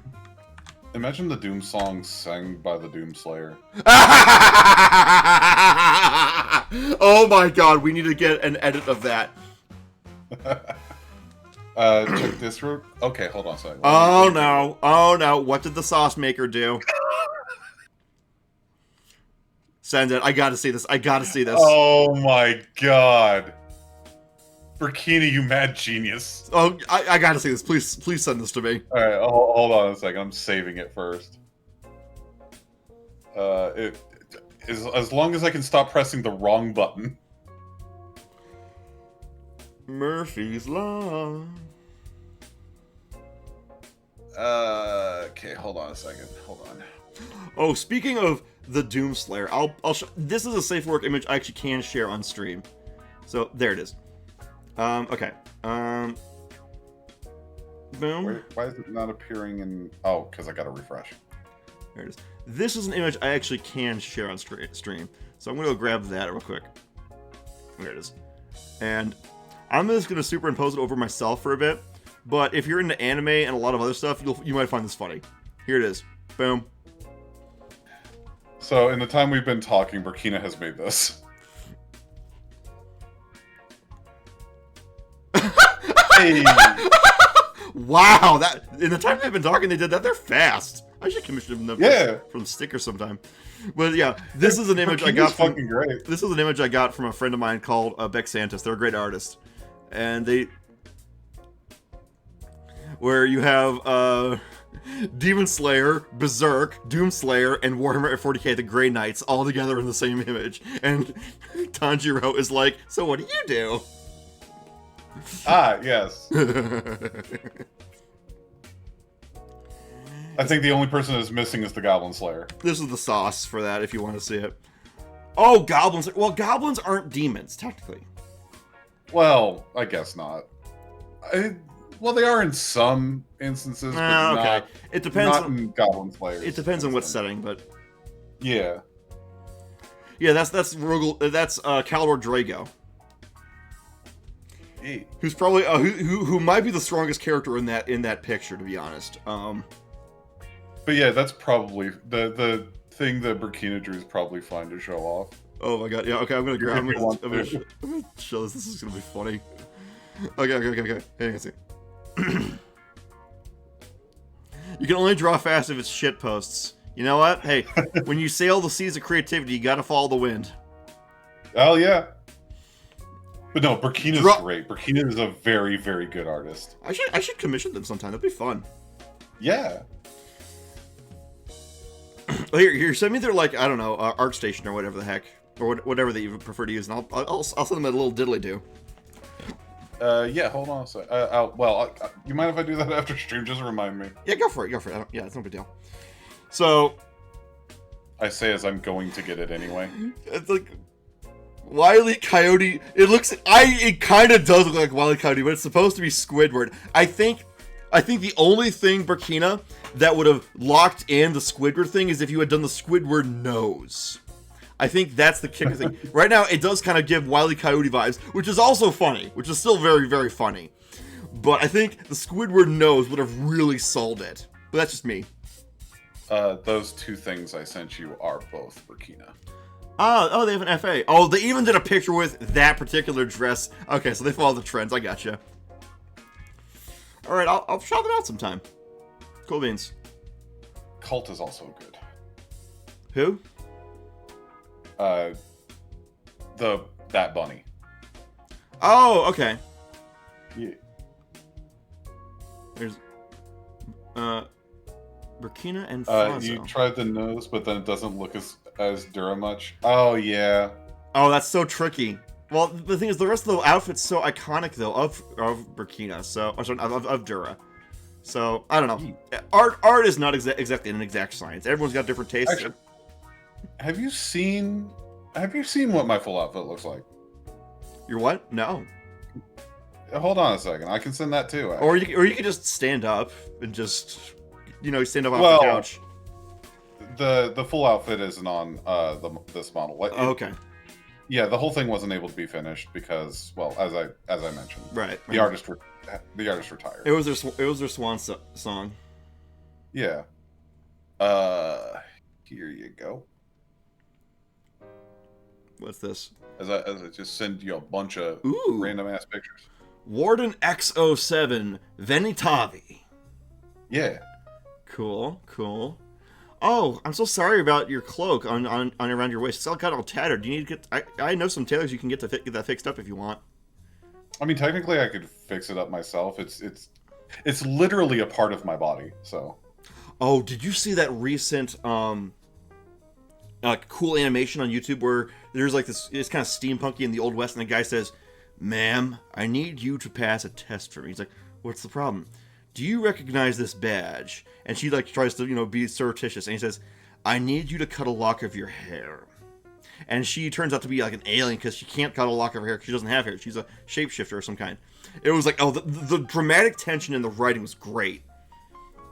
You should totally look it up. It's really. Yeah, I've never heard of that. It's a niche thing. It's not like a big sensation, so it would be harder to find. But although I will tell you, I have definitely heard the song from Zeus from what was that? Epic video? Epic. Yep. Yeah, I've heard that a few thousand times because a certain mouse keeps listening to it. I gotta admit, I saw a bit of Epic, and this is gonna sound like heresy, but I'm actually not that into musical theater. To each their own. I don't know. I mean, you like what you like, and you don't like what you don't like. Yeah, I mean, I like ordinary plays a bit more than musical theater. Burn the witch! No, burn you! I've been called a witch. I've been called a warlock. I've been called a bitch. I've been called everything. So no, burn you. Have you been called a Stitch? It wasn't in the common language. It was in a weird language that relied on iambic pentameter. Ah, I see. Yes. It was also in the dimension made of gingerbread. That was a creepy place. Do not go to any of the cutesy dimensions. They will fuck you up. If you ever fall to That's why you never go into the Fungin. Never go into the Fungin. Yeah, especially if you're a space, fighter type thing, you do not want to go to the space Fungin either, because that's where all the. The name is misleading. It is fun for someone else. Well, no, what they don't, specify is the fact that it's not Fungin as in fun happy time. It's Fungin as in giant sentient man-eating mushrooms. Oh, that one. Okay. Yeah. Yeah. Yeah. Actually, we had the Wingding on this show at one point. They're like all about mushrooms. They have a little mushroom hat too. It's adorable. Oh, that's cute. Yeah, you should totally check them out sometime. They're really nice. They're easy to get along with. So I gotta ask you this. I like mushrooms. Mushrooms are nice. Do you know the Mushroom Man, the Mushroom Man, the Mushroom Man? Do you know the Mushroom Man who checks out in the alley? No. Well, I don't know that one.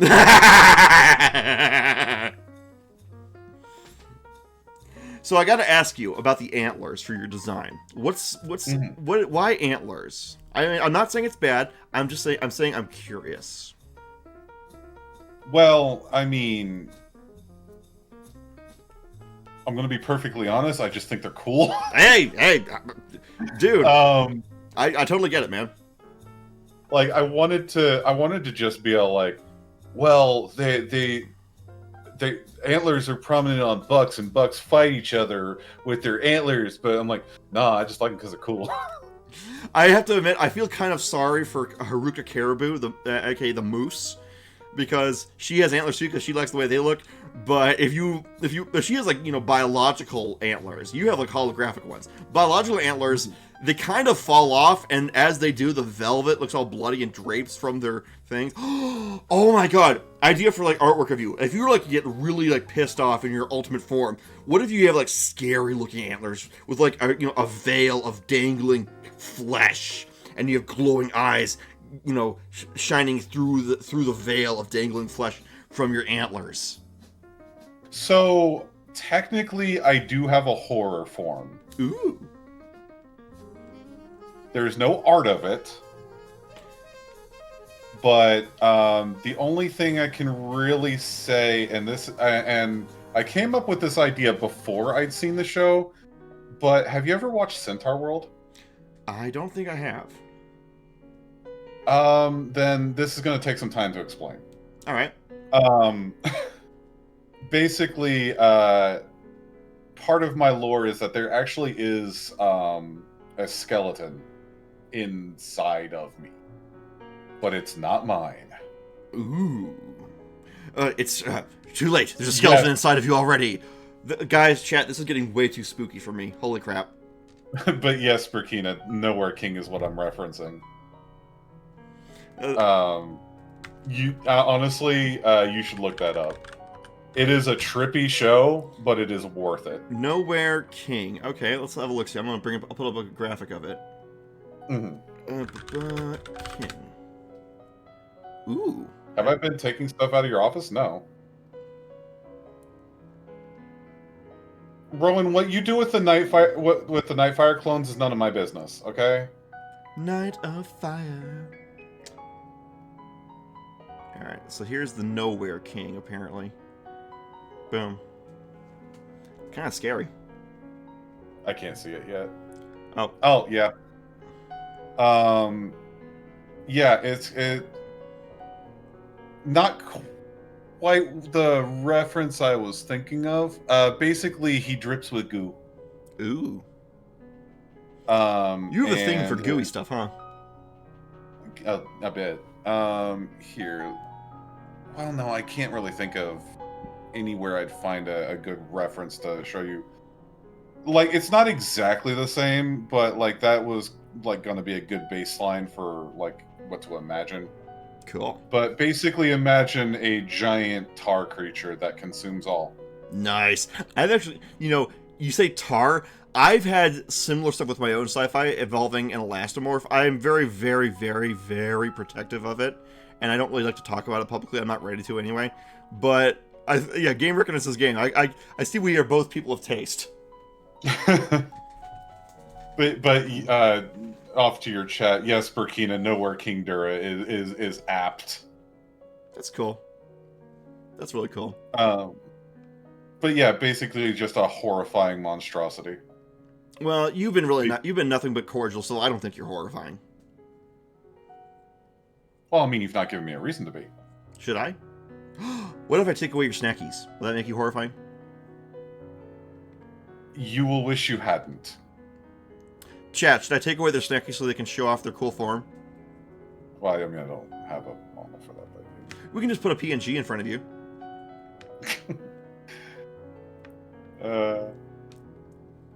This implies you can make broth out of me.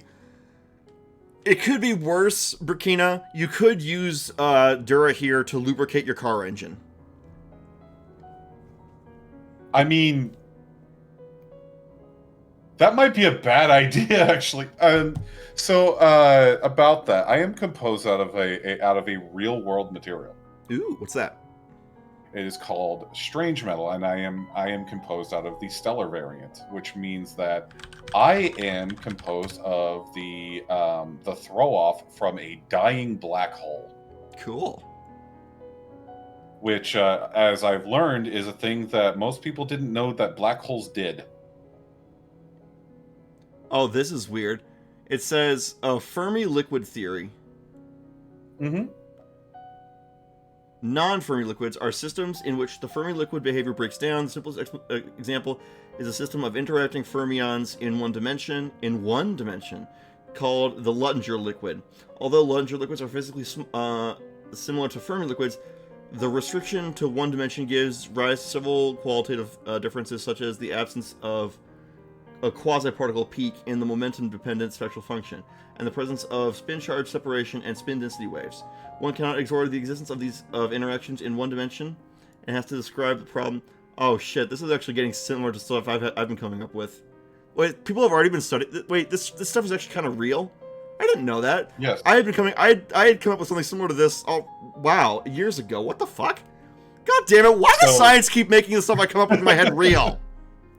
Because magic is just science that hasn't been explained No, yet. like, you don't understand. I've been working on this story with all these characters with stuff that's actually somewhat similar. Well, not really. But it's... If people were to see it, they would link it to stuff you've been describing with all this liquid stuff. That's all this cosmic stuff doing and all these things. And... nothing's original in the universe, goddammit. Ah! So it seems we both tunneled into a similar idea without realizing it.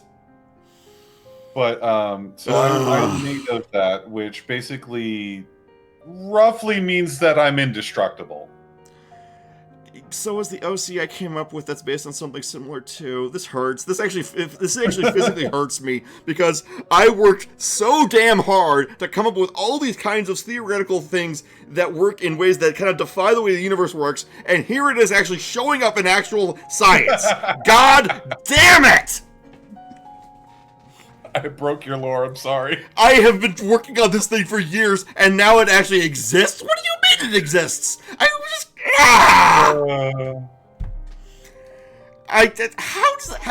does this keep happening to me? I keep coming up with ideas, and then suddenly science does that, and I'm like, what? Like, that was supposed to be science fiction. It wasn't supposed to be science fact. Like, your magic got explained. I'm sorry. No, this is out of character. I'm out of character right now for my actual stories and stuff. Actually, I'm kind of sad now. Oh, sorry. Fun fact, it always existed. You stole it. I didn't know it had a label on it already. God damn it, Rowan. Sounds like you should have been a science wizard. Somehow I keep making up shit that ends up becoming true. My dad says nothing goes faster than the speed of light, and then I say, well, science is all about skepticism. What if there's something that actually happens? And it turns out there is a way to go faster than the speed of light. You fuck around with space-time itself to do so. Yeah, it reminds me. This is a... I don't want to be a science prophet. I don't want to be a science oracle. Leave me alone, universe. I just want to make my cool story about elastomorphic people saving the universe from it breaking down and glitching.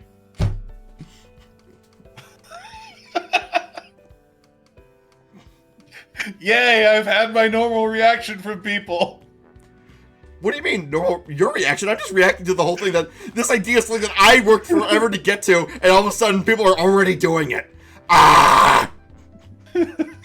Somebody kill me. No, don't. Ugh.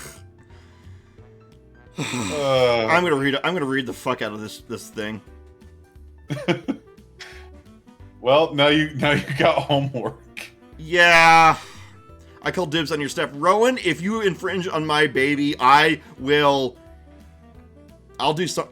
you with a wet noodle. We do not tolerate underage looking characters here. That's why that Sound Redemption exists here. All your spell books. What? What? Rowan wants your spell books. Rowan, you can try, but you will fail. I will pull out all... There is a saying in fantasy settings, which you probably don't know since you come from a sci-fi setting from this character here. Don't fuck with wizards. Because magic is actually, bullshit. Funny thing. Rowan's more magic oriented than I am. Really? Mm-hmm. 1, Rowan's a 2, wizard. 3, 4. I declare a wizard war. I cast crippling depression. Oh, then they've already got that. Yeah, but you can always have more, and it always sucks every time it gets worse. I cast mend butt crack and itchy bones. I'm now fighting their SO. Because they are trying to get all my bucks. Wait, Nohana just said, joke's on you, bitch. I'm into that shit. You're into having your butt crack mended? I don't want to know more about that. I can't believe there's already something in real life that every time I try to come up with something cutting edge that's out there, really out there, it turns out, oh, that already exists. This was one of the most out there, weirdest thing, and it actually does exist. You gotta be fucking kidding me. Yay! Wait. Does this substance depend on the universe existing in order to function? Very important. It depends on the existence of matter. Oh, okay. Never mind. That's not the same thing then. Okay. If it depends on the universe to exist, then it's not the same thing. Okay. Never mind then. However, it does defy the laws of matter. That's cool. That's cool, but if it needs the universe to exist as a prerequisite, then it's not the same thing. Because, yeah, my thing involves universe hopping and doing a bunch of stuff where you have... And butt crack does counter-maximized shit yourself. That's like that Wario thing, my god. Anywho, where were we? What were we talking about before we started talking about how my life's work has been absolutely dashed by the fact that science decided to play a cruel trick on me? I have no idea. Oh. Your outfit looks cool. Thank you. Yeah. So, your eyes, I noticed they're red. Are they synthetic or are they natural? So every part of me is synthetic. Ooh. Nothing about me is actually as it appears, technically. In my most base form, I am a glob of goo that fits in a bucket. Burkina, may I humbly request that you draw a doodle of Dura here in a bucket like Sue from Monster Musume? Please. Please. Like, maybe you can make a vtuber version of Dura, just like looking out of, like, when they talk, they like stand up out of the bucket, and when they're stop talking, they go back in the bucket a little bit. However, I can also grow to the size of 2 moons stacked upon each other. That is not a helpful metric of size. Yeah, but that's about as good as I can give you. Okay. I'm sorry. It's like Americans will use anything but the metric system. I'm saying it's 2 moons. Which moons? Jupiter moons? Mars moons? That could be anything. Oh, Earth moons. Oh, Luna. Okay. Yeah. I've threatened to put Dura in a thermos. Dura, Rowan has threatened to do that, yes. Dura, should we punish Rowan? Don't worry, I'll take care of that later. Okay. Got it. Rowan, you're talking too much shit. You're gonna get... Celestia... Okay, Rowan, I can agree with you on that. Sun butt is better than moon butt. But the actual name of the moon is Luna. Yeah, it's true. But yeah. But yes... Yeah, Sun butt was... I was so annoyed how with MLP, everyone just decided that Celestia was a bad guy. People just decided that she was malevolent. Because, I don't know, maybe they were intimidated by her and they just hated her for that. Or, she is so obviously supposed to be the character's analog for having a mother character. Like, you know how a lot of kids shows would have analogs for the parent stand-in? That's so obviously in Season 1 what Celestia was supposed to be. And I think it's mostly just because of the way, you know...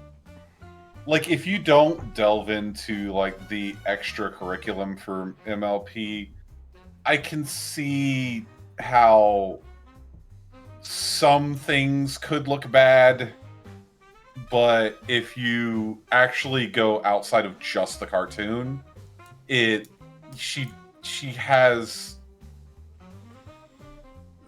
has some definite, like, I believe that any apparent malice on her part is just an error of the writers. That she was not... It's more an aspect of self-doubt. What do you mean? She believes that she must be perfect, so she makes bad decisions as a result. Ooh, yeah, that's... I mean, and I hear what you're saying. Yeah, I used to be a brony Rowan, so I know exactly what you're talking about. Yeah, I love the episode where Luna and Celestia actually have to interact, and we actually get to see more about them, because I always liked Celestia. I always thought she was... I kind of felt bad for her having to do all this stuff by herself. Like, the episode where they switch cutie marks, and they have to actually do each other's jobs. Oh, my God. And, like, the DWK recaps of these were hilarious, too. Yeah. I had fun with it. I still need to finish watching MLP. I got to season 3, then heard the counting song, and I was like, you know what's cool right now? Gargoyles. I gotta tell you this much. Season 4 is probably the best season of the entire show. So you dropped right before the peak. You got off the roller coaster right before the crest. Fair enough. Which... Rowan, may I humbly ask you, first off, let's call off the Wizard War, because those never go anywhere anyway, let's be real. There's always mutually assured destruction into those anyway. Let's call off the Wizard War. Power word scrunch. You require additional pylons, so I'm sorry, that did not function. But I am a pylon. Yeah, but you need more. It's feature creep. Yeah, okay, we'll call it a draw. But, Rowan, I ask you, as one age to another, please at least at some point let Dura see at least Season 4. Because you and I both know that's a pretty good season, right? Can we agree that Season 4 is pretty good, Rowan?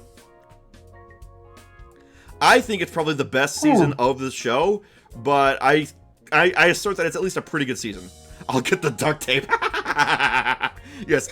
Dura, you need to see at least Season 4. That's when it got really good. Rowan says that because it's actually exceptionally hard to get me to sit down and watch things. Oh, you can just get some... I got maximum ADD. Yeah, we'll have to, like... Oh, hydrate. Ah, shit. Okay. Oh, hold on. Yeah, Posture check. I will unshrimp my back, fish. I'm surprised Fish hasn't done any actual, lurk bait fishing, either.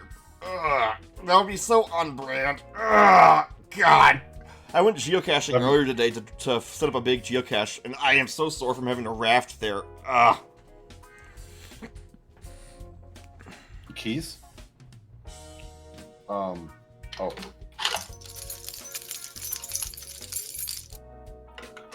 I don't know if that came through my mic at all. Why did who say what? Oh, hello there, Ractor, I think, or R4 Chitur, so Ractor, I think.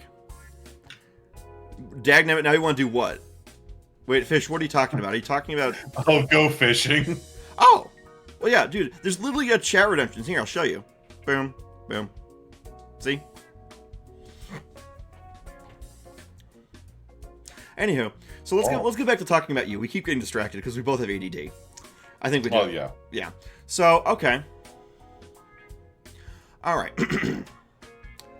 Let me ask you this. Oh. Well, we are getting close. Well, one thing I like to ask people, I've already asked you what you value. Now, what are things you stand for? what are ideals that are important to you? What are things that are not just valuable to you, but things that you will stand up for? So, like, ideals and such? Sure. Concepts, ideals, things, values. You could call them principles, you could call them morals, whatever you want to say. The idea being, like, if someone violates this thing, you will be upset about it, and it's a big deal to you. It is intrinsically deeply important to you. So that this. Well, the very first thing that comes to mind is pay your artists. Ooh. Oh yeah. I am very, very stringent on that, to the point where I've actually had people tell me maybe I need to chill it out a little bit. And yeah, they were right. I did. I did need to calm down on that a bit. But it's important to me. It's important to me that if someone does work for you, they should be rewarded for it. Yeah, I know exactly what you mean. I have a confession to make. There was a time earlier on where I did a little bit of dabbling with AI stuff. I thought it was kind of a neat tech thing, but then I started realizing the impact it had on people. I'm thinking, okay, I value people more than this. So I actually... Oh, sorry. I shouldn't have interrupted. Go ahead. Like I'm saying, I value people more than I value some of these pictures. I'm thinking, okay, I'm going to make a choice to try and use this for... Sorry. Let me back up. Try and actually go through artists. So like with Beck Santis, like maybe sometimes if I have an idea, I might generate something and then say, hey, what do you think of this concept for this idea I'm trying to describe? And we'll work through them. But I actually commissioned Beck Santis to actually work through things, to actually, make it legit, make it real art. That actually takes effort and actually takes, skill. And because, yeah, I'm seeing what AI is being used to. I think that theoretically, and let's say a more ethical world, that AI could be used to supplement humanity in a very positive way, theoretically. Right. But and that's kind of where I stand as well. Sorry, I'm interrupting again. Go ahead. No problem.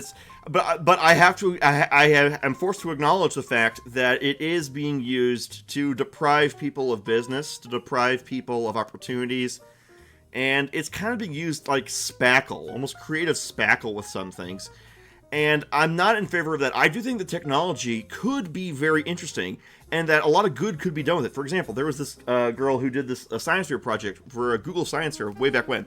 She used AI to help identify cancerous breast cancer tissues samples. So I definitely think this technology can be used for good. And by the way, for the record, it is not actually AI. We call it AI, but it's not really. It's machine learning. Well, right. It's closer to VI. And there's an important thing to distinguish there, is the difference between artificial intelligence and algorithmic intelligence. Yes. Preach it. I agree. And So I am personally in favor of artificial intelligence, which is to be used as an assistant to make workloads easier, but not replace. I agree. That is my position too. Like, for example, I have a little bit of sense of music, and I still feel kind of like self-conscious about this. I don't think I should. I used to have a little intro roll for my ordinary streams. They involved a song that I wrote the lyrics for and had a song generated. But then I started thinking, I probably shouldn't use this song, and I probably should. I started thinking better of it, and I walked away from that because I commissioned someone to actually make the actual animation for it. My friend Beck Santis. They do all kinds of stuff. But I started thinking, okay, if I stand for this, then I should probably walk back from doing these kinds of things. And so that's kind of why I made that decision, because I realized, people matter more to me than having a convenient this or that. You know what I mean? Right. Yeah. So I guess you're my mother confessor right now, but I used to have I still don't like it. I still don't like algorithmic intelligence. I'm still very against it. It's being used in shitty ways. It's being used unethically. That's my problem. Exactly. Yes, I agree. It needs regulation. It needs some way to try and rein things in. Maybe you'll put a little mug with the guest's name on it for interview. Oh shit, that would be cool. Yeah. Oh shit, I'm copying that one down. That's a good one. I'm gonna see if I can make that work. We'll see if it's feasible. Sometimes I have droughts in between when I can get people on the show, so this isn't that regular of a thing. It happens when it happens. Sometimes we get people on the show. Sometimes we go for like a while before we can find another guest. I'll take my royalties later. Well, then fine. Well, fine. I'm not doing it then. As for other ideals that I believe in, so I believe that I'm trying to think of things that aren't political in nature. Okay, yeah. Okay, you know what? Maybe we should switch tracks. I like to discuss philosophy with the guests sometimes later, especially later in the interview, to really see what kind of person they are. But it can get intertwined with politics and religion, and I can understand why some people would not be comfortable talking about that. It's not that I'm not comfortable talking about it. It's just it's such a hole to dive down into that it can very easily consume an entire day's worth of conversation. Yeah, it really can. I've seen it happen more than once. Because I mean, I have talked about I've talked about some politics and some religion on my own streams and stuff, but it does consume a lot of time, and it's hard to get away from it once you start. Yeah, because obviously a lot of people have a lot at stake with these kinds of topics, and so when you start getting going with them, it's going to start getting emotions going, because people will get passionate about it because it affects the world you live in. How could it not? So yeah, it opens a really big can of worms. I suppose the one thing I will say, and admittedly, this should not be political, but it's been made political. Trans rights are human rights. Totally. Yeah, humans are humans. Even if you don't understand them, even if you don't relate, they're still human. Okay, Dara, friendship-breaking question. What would your reaction to someone offering you chocolate chip cookies and they have raisins? Oh my god, Burke. What kind of question is that? That is fucked up. Why would you put raisins in chocolate chip cookies? I would be very sad, but I would pat you on the back, maybe cry a little because that's an abomination of baking. I'd be like, you did your best. You fucked up, but you did your best. I'm sorry for you. You did your best, but fuck, why'd you do this? The people who put raisins into baking anything need professional help. Change my mind. Change my mind. It's not so much putting raisins into baking things, it's putting raisins into baking things and then labeling them as not having raisins in them. Okay, that kind of mislabeling could actually get someone killed if you put peanuts in something. Yeah, fuck, that happened. Oh? Yeah, there was. You survived an anaphylactic shock too? No, this wasn't me. So there was a thing that was it was supposed to be a peanut substitute thing. Okay. But it was drenched in peanut oil. Oh god dang it! And it hurt a lot of people. How? Yeah. By the way, Rowan and Rector, I'm mostly joking. I don't like oatmeal raisin cookies, but if you like it, that's your own thing. But yeah, getting back to what you're saying. No, you're absolutely right, Burkina. You are absolutely right. Sorry.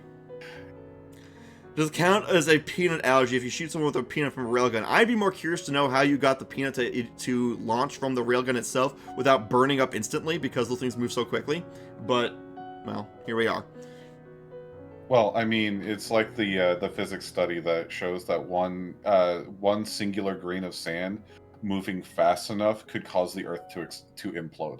Yeah, if it moves at the speed of light, yes, because its mass is infinite. Yep. Yeah. The railguns say both. They had that. They did a bunch of testings. It turns out that railguns are not that. They're not that practical, and the reason is because they go through barrels so quickly. Granted, 1 per shot. 1 per shot? It's that bad? I thought it was 3 per shot. No, it's 1 per shot. Wow, that's even worse. Yep. Yeah, that's not feasible. 1 per shot. That's insane. That's why they're working on coil guns now instead.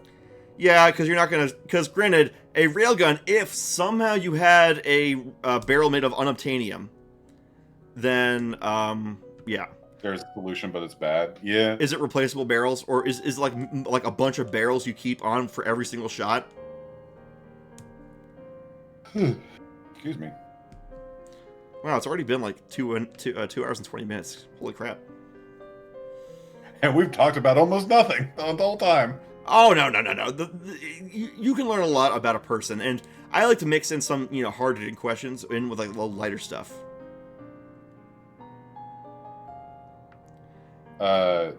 Someone shooting you with a gun in the arm, or someone shooting you with a gun that gives you IBS, which is more evil. The IBS one is more evil. I've been shot before, and I'm going to say the IBS one is Don't more fall evil. for the trap. Don't fall for the trap, Dora. They never said how big of a gun. They never specified a caliber. It's still IBS, though. I don't want to be afflicted with shit yourself disease. Yeah, fair enough. So, okay. All right. So, let's see here. That was some fucking wording on my part. Shit yourself disease. Oh, I think you mentioned that you were mentioning of what Mugama shoot called pew-pews. You said you had your own gun and stuff like that. Oh, so I like guns, right? Sure. I like the architecture of guns and everything. Sure. The one that I mentioned earlier, before we started, it's actually a prop. Cool. What kind? It is a prop of a, what the fuck is it called? Terran Tactical Viper. Terran Tactical Viper. Okay. Yeah. I also have a Mark 22 training pistol. You mean the Pit Viper? Yeah, the Pit Viper. Yeah. Oh my god, just looking at that gun, it would be so expensive to... Oh, it's all skeletonized and everything with a bunch of fancy... Oh god, that would be expensive. It is a prop. It's not a real one. That's fine. Mugama actually had real ones. Mugama, she had real ones with her when we were interviewing her, and she was even racking it. But the receiver sounded a bit plastic first, but they insisted it was real. Well, I mean, polymer will sound. Yeah. Yeah. But you want to know how much the Terran Tactical Pit Viper actually costs? A real one? Uh-huh. $9,000. Ouch! Yep, I figured as much. I figured. Oh, hey, no, it's on here for 7.5 thousand right now. Oh, just 7.5 thousand. Yeah, just 7.5 thousand. Yeah, it's such a bit. Wow! Hold on, let me get my coin purse. Right? I've been seeing freaking YouTube channels saying, "Okay, what should you buy as your first Ferrari?" I'm like, you gotta be fucking kidding me. Yeah, your first Ferrari. Yeah, definitely gonna get me one of those. Oh yeah. I can't even drive a car. Oh, I'm sorry to hear that.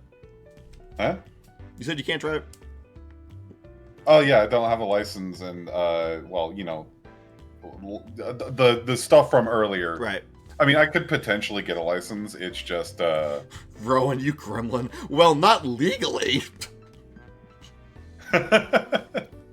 Anyone can drive a car once, but don't.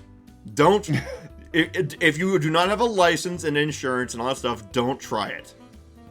Yeah.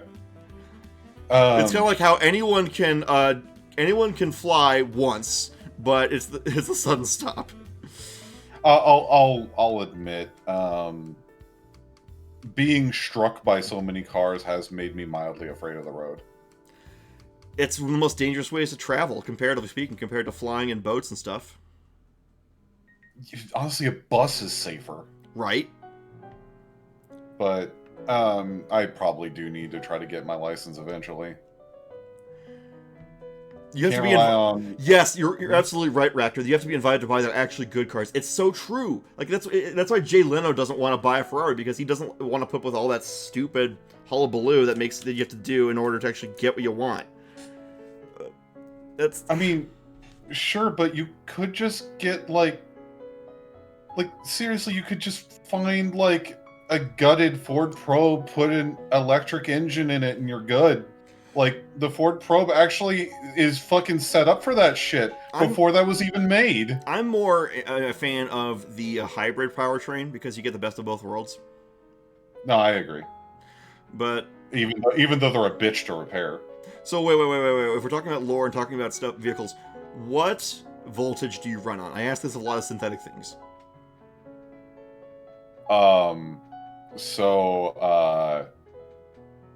Voltage is a funny unit of measurement for that.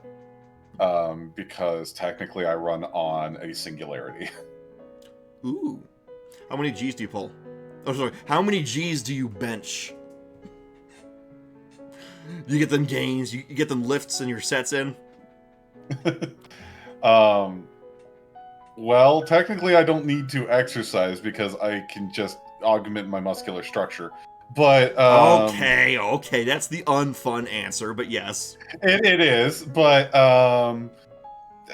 let's see. Let me think about this for a second. I could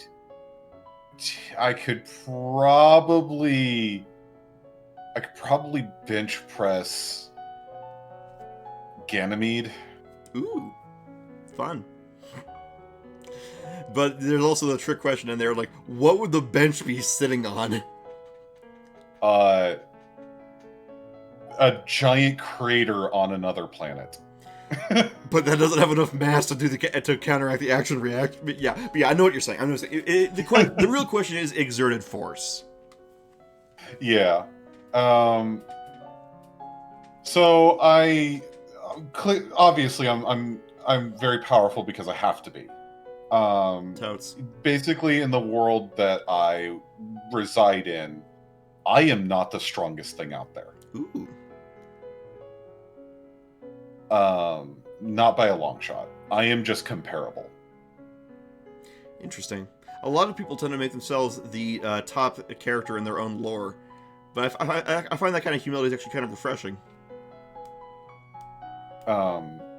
Admittedly, the primary threat to my directives is the fact that the things that I am designed to fight will affect everything around the fight as well. Oh, yeah. And, yeah. Considering the fact that the creatures I am designed to fight are fourth-dimensional beings, and I'm working in a third-dimensional sphere, that creates a lot of feedback that will just absolutely wreck the cosmos. You could be fighting them on one side of the galaxy, but because they're fourth dimensional, they can just instantly go to the other side. Yeah. And the other thing that comes into play with this is that the beings that I'm designed to fight, while some of them are abjectly malicious, most of them don't have more brain power than like a dog. It's like a Shoggoth from the what's it called? Lovecraftian mythos. Yeah, like for instance, you remember how I mentioned one that basically can depopulate a planet just by being near it? Sure.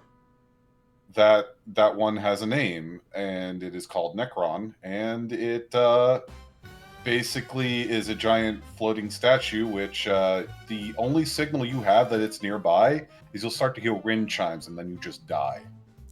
SCP alert. Yeah.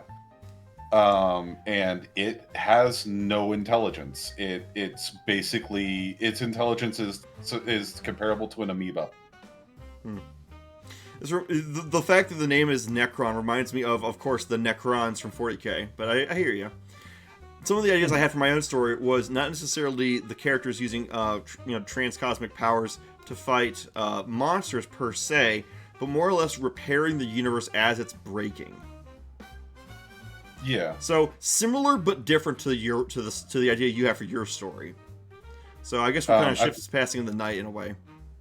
At the same time, there are also some of these creatures I'm designed to fight that are trying very hard to be beneficial.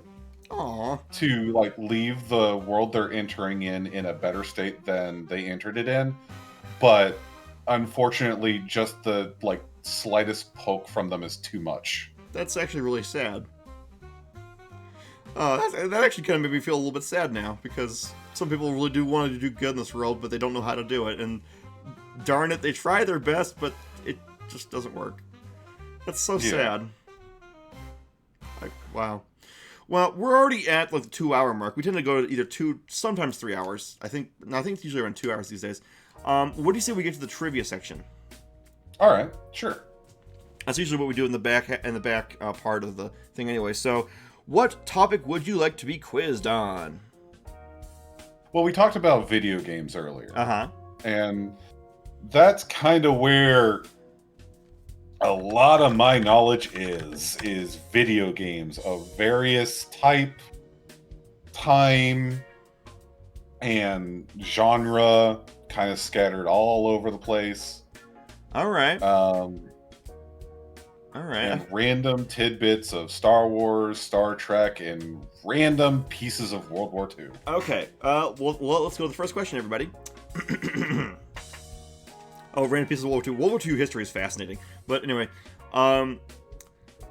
okay, easy, medium, or hard?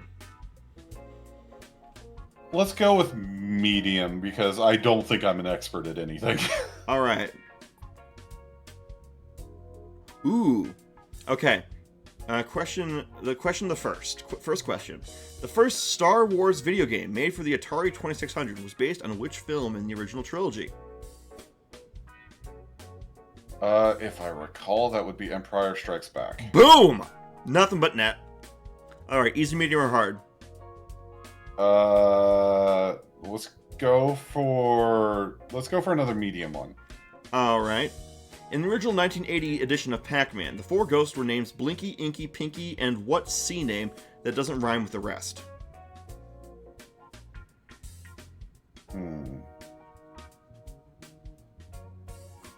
Admittedly, the very first thing that came to my mind was a C word that the British like to say. Which I don't think that's accurate. If we were...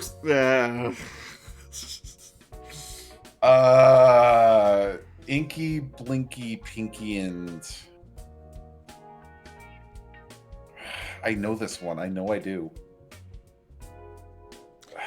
Pac-Man was never... Make a tapping sound if you wish to, if you're throwing in the towel on the question. No, give me a second. I got this. All right. Chat. The VTuber needs you to cheer them on. You need to cheer your VTuber. Cheer your senpai, chat. Give them your energy. Chad. Sorry, you're incorrect. Damn it. I'm gonna get the there it is. Okay, so for future reference, chat, when the VTuber starts struggling with a question, you need to send your energy using that emote, alright? The bruh emote, got it. No, that's the I take my energy emote. Ah. Yeah. Alright, easy, medium, or hard? Sure, let's go hard. Because I totally got the medium one just now. Let's make it harder. What is the name of the video game that originated All Your Base or Belong to Us? That is another one I know, and I have explored this before, and I don't remember it. Chat, they need your energy. Again with a Z. The chat, they need your energy. Send them your energy, everyone. Oh, it began with a Z. I think. Oh. Damn it. Do you give up? Floating. Yeah. Zero Wing. Ah. Yep. I knew it. I just couldn't. My brain was overwriting it with Zerg. Zerg Rush. All right. Easy, medium, or hard? Give me an easy one. All right, let's go down to the lower numbers then. All right.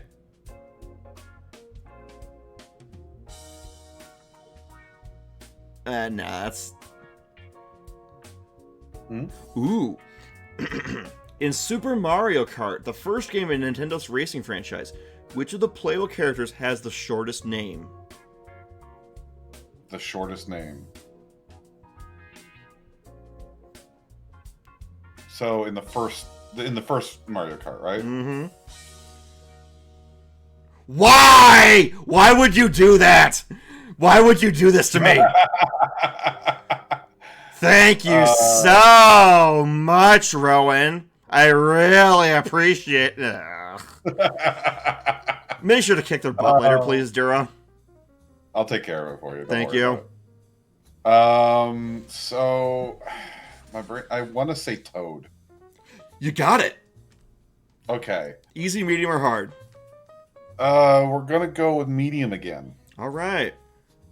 Nah, that one's way too easy. Let's go. Ooh, this is an interesting one.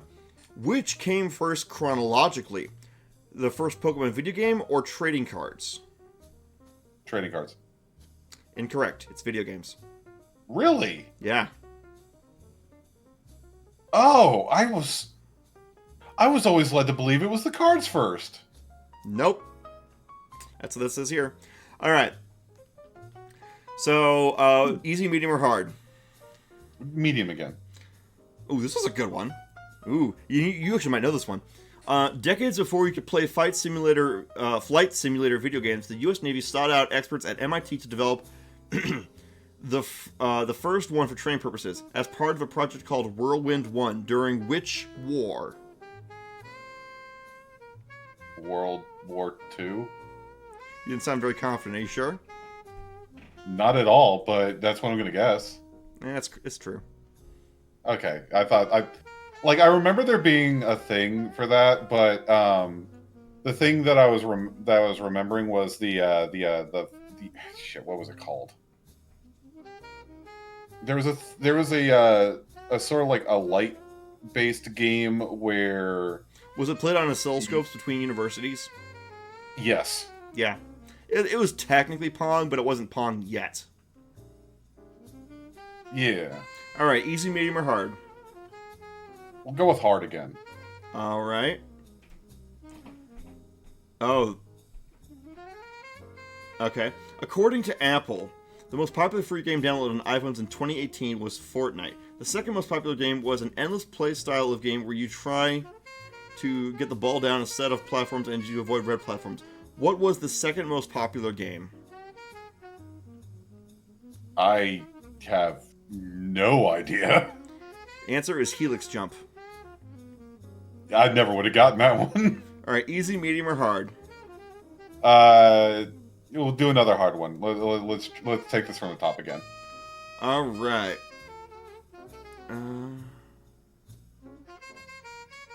These hard ones are not hard at all. Okay, should I come up with my own questions that are actually way harder than this? Because a lot of these ones actually seem kind of pretty... Okay, here, I'll try this one. If this other so-called hard one is not that hard, then I'm going to start making up my own questions because some of these are a bit too easy, I think. What two-word video game franchise is considered a score attack racing game and is often considered innovative for its use of in-game advertising and its soundtrack provided by the punk bands The Offspring and Bad Religion? Bad Religion. 2 words? It's a two-word video game franchise. Considered a score attack racing game. Score attack racing game. It's got music by Bad Religion in it? And The Offspring. And The Offspring.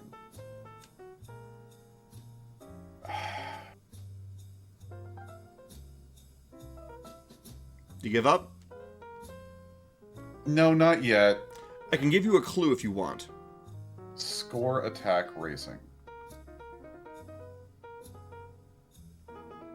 You said you can give me a clue? It's made by Sega. Oh, Sonic Racing. Nope. Crazy Taxi. No?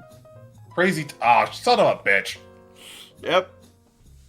At least I'm pretty sure Crazy Taxi is made by... Wait, I need to check that now. Wait. I'm pretty sure Sega made that. Make Crazy Taxi. Yeah, it was made by Sega. Yeah, I was right. Okay. Yeah. All right. So I never think about Crazy Taxi anymore. Crazy Taxi.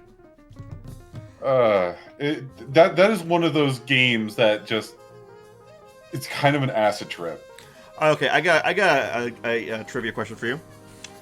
What's up? What edutainment game involves zombies? Edutainment. It's educational and it's entertainment at the same time. I'll expand it. Which franchise made edutainment games that usually involves horror?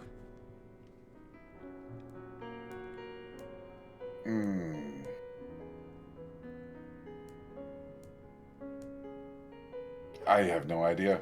The House of the Dead.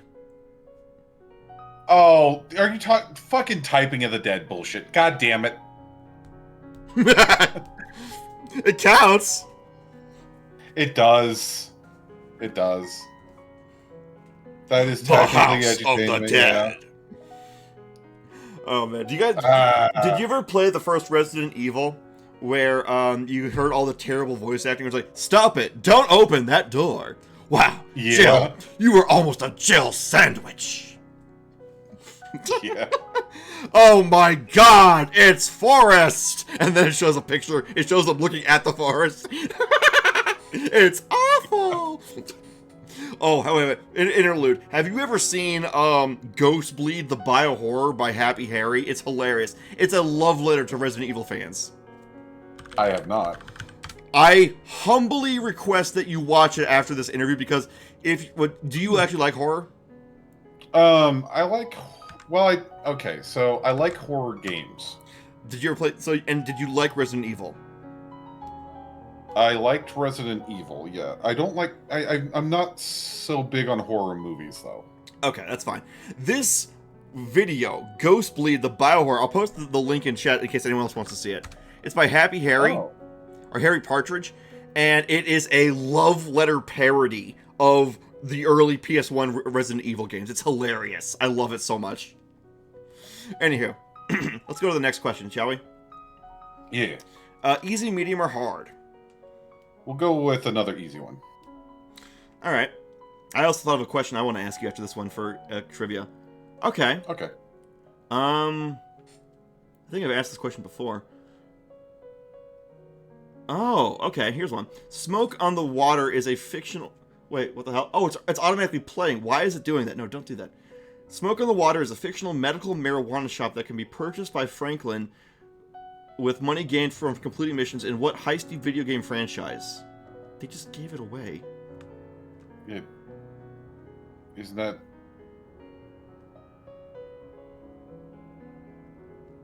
Isn't that Grand Theft Auto? Yeah, that's a badly written question. He gives it away. Okay, I got one.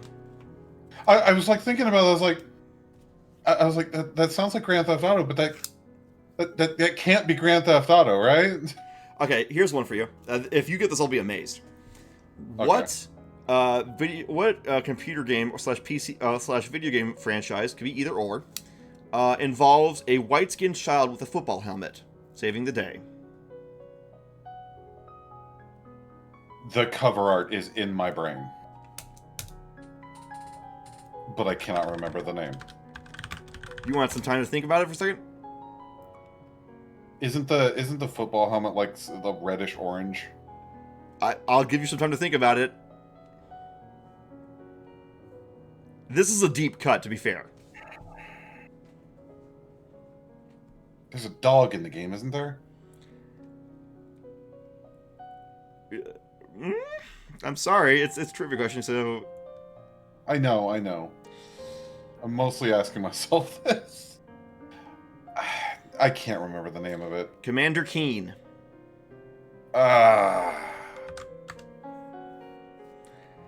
Commander Keen. A kid wearing a football helmet saving the day. Okay, that's not the one I was thinking of, but yeah. All right. Okay. Oh, here's an easy one. What video game nearly crashed the entire video game industry in the early days of it? Nearly crashed the industry. Mm-hmm.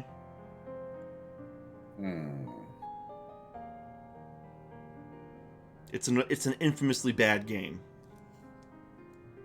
E.T.? Yes, got that one. That was an easy one.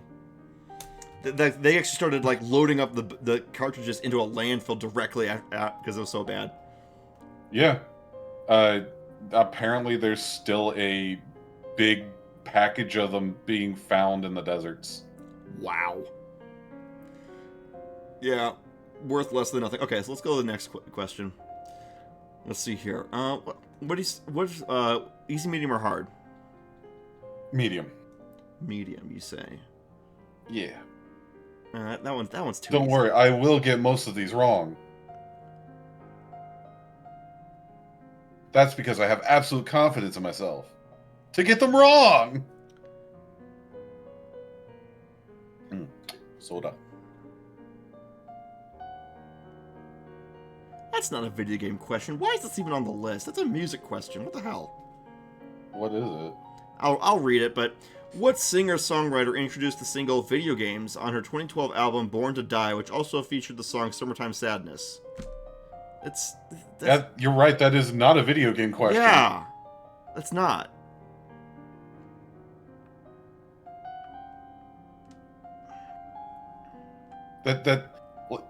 Oh, goody. The song was called Video Games. That's clearly a video game question, right?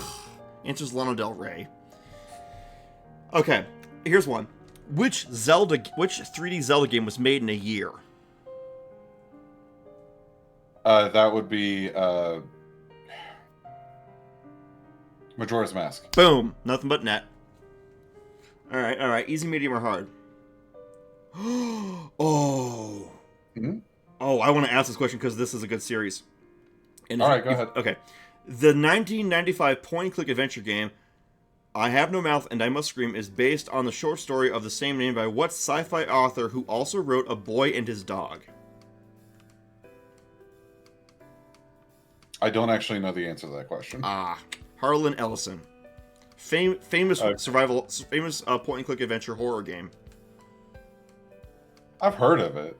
I don't think I've ever played it. All right. I got a question for you. What is the name of the big bad evil guy in Super Smash Bros. Brawl? Super Smash Bros. Brawl? Yes.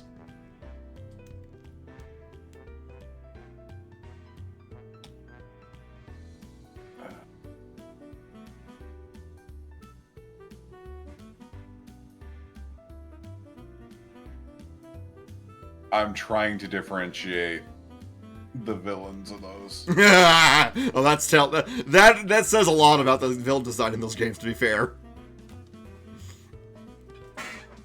Which one was... Brawl was the third one. Mm-hmm. I actually remember enjoying it when it came out. And it was a wireframe dude. And his name began with a Z. Are you sure? Not entirely. Do you give up? I do. It was such a forgettable fight. Taboo. It's this like humanoid guy with butterfly. Taboo. It didn't begin. Yeah, I remember the fight. I remember the choreography, the moves, and everything. But I just could not remember his name. My brain wanted to say Zoltan.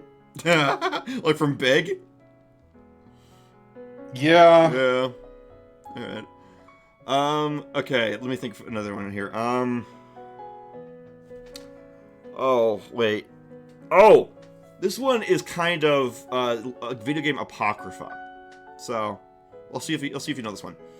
What mythical arcade cabinet was said to be used by the CIA in psyops against American citizens?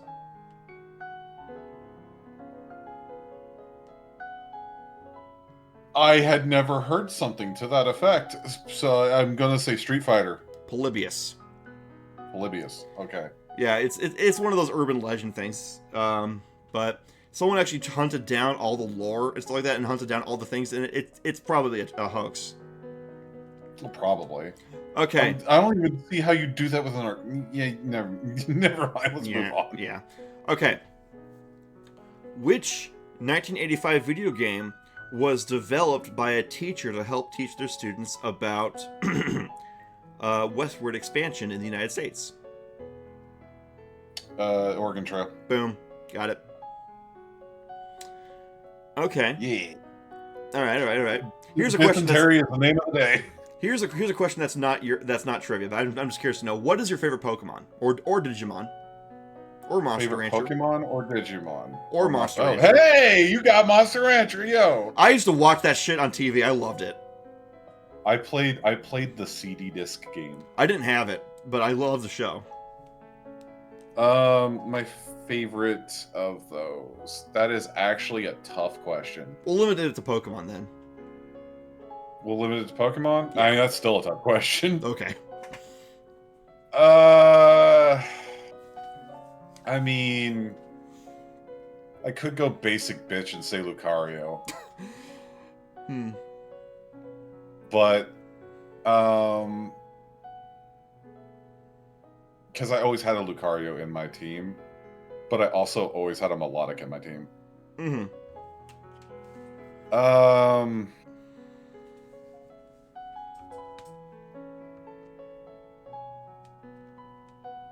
Glaceon. Okay. Yeah. All right. Glaceon.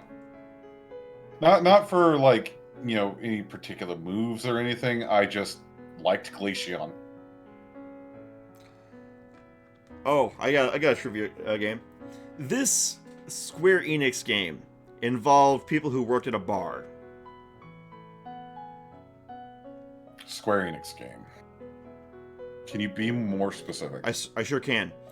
It you would hear the name of this game said by some voice actor over and over in the course of playing this game. It's a 2-word title, and it is the name of someone who works at a bar.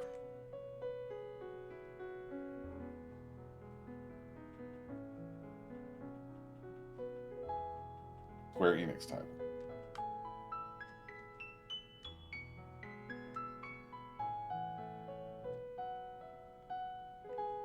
You got it, or do you... No, I don't have this The one. Bouncer. The Bouncer. Yeah. All right. I've never played that before. All right. Okay, so let me ask you this: first-person shooter or third-person shooter? Which would you prefer? Honestly, it depends on the game, but I mean, I like Mass Effect, and that's a third-person shooter. I like the first two. I didn't play much of the third one because I didn't like what EA was doing. Like the fact that you had to do online just to get the good ending. No, you didn't. But when I was running, that's what I was told, is that you had to do a bunch of that online stuff. No. What? You don't actually have to. What? You're it's kidding! Not required. No, I'm not. Oh my god. Oh, what Rowan is saying, when it first came out, you did. Oh, when it first came out, you did? Really? Yeah. I remember that. My dad was playing it on Xbox, and he had to use Xbox Live to play it in order to get a stat up enough so that you could get a good ending. Admittedly, I got my shit so good that the ending cutscenes, when it's calling all the people in to support you, were glitching out and playing over top of each other. What the fuck? And that was on Xbox 360. That was a console. Oh man, it sure was. Did you ever get the Red Ring of Death? Nope. I did not get a Red Ring of Death. I still have my Xbox 360, though it is rusted. It rusted. Nasty. Yeah. Oh. Yeah, I thought it was like a soda stain at first, because I played it back when I played it way back when I was a kid. Right. Well, was I a kid when the shit? I don't know how old I was when the Xbox 360 came out. I'm picturing like a little mini version of you saying, "I want uppies now." That'd be so adorable. I mean, good luck with that. I was a 50-pound baby. Cool. I think. That means I was fucking huge. Yeah, but okay. I gotta admit, I'm getting kind of tired. I was low on energy when we started. I'm kind of low on energy now. So what do you say? Yeah, you just got enough from a nap, right? Didn't you? Yeah, after paddling through a lake to plant a geocache and stuff. I'm pretty tired. I mean, yeah, we're at 240. That's probably good. Yeah. So I want to say thank you so much for coming onto the show and being interviewed. I hope you had as good a time as I did. I had a lot of fun talking to you, and I hope you had a lot of time funning with me. Yeah, I'm tired. What do you want? I'm gonna go back to normal now. Because otherwise I'll forget by the time I set up my other thing. Yes, just start stream surprise boobs. Yeah, something like that. Anywho, I'm pretty tired, but I always let the guest pick who we raid at the end. Okay, let me see who's up right now. I don't even have Oh man, well, actually, I'm at 99 followers. I just need one more follower to finally reach my goal of 100. Oh man, I'm so close. Oh, thank you everyone who followed, by the way. as I press the wrong buttons again. Well, yeah, just tell me who you... Oh my god, we did it! Oh my god, we did it. Hey! Thank you, Rowan. Thank you so much. I finally did it. Yay! Yay! Woo! Yeah! E. Woo! Yeah! I'm so happy. Thank you so much, Rowan. You are my You are my 100th follower. Congratulations! You get a head pat. Yeah! You'll take a spellbook as payment. Here, it's a book called Mist. You can have that. How about I'm gonna give you a heck. What's up?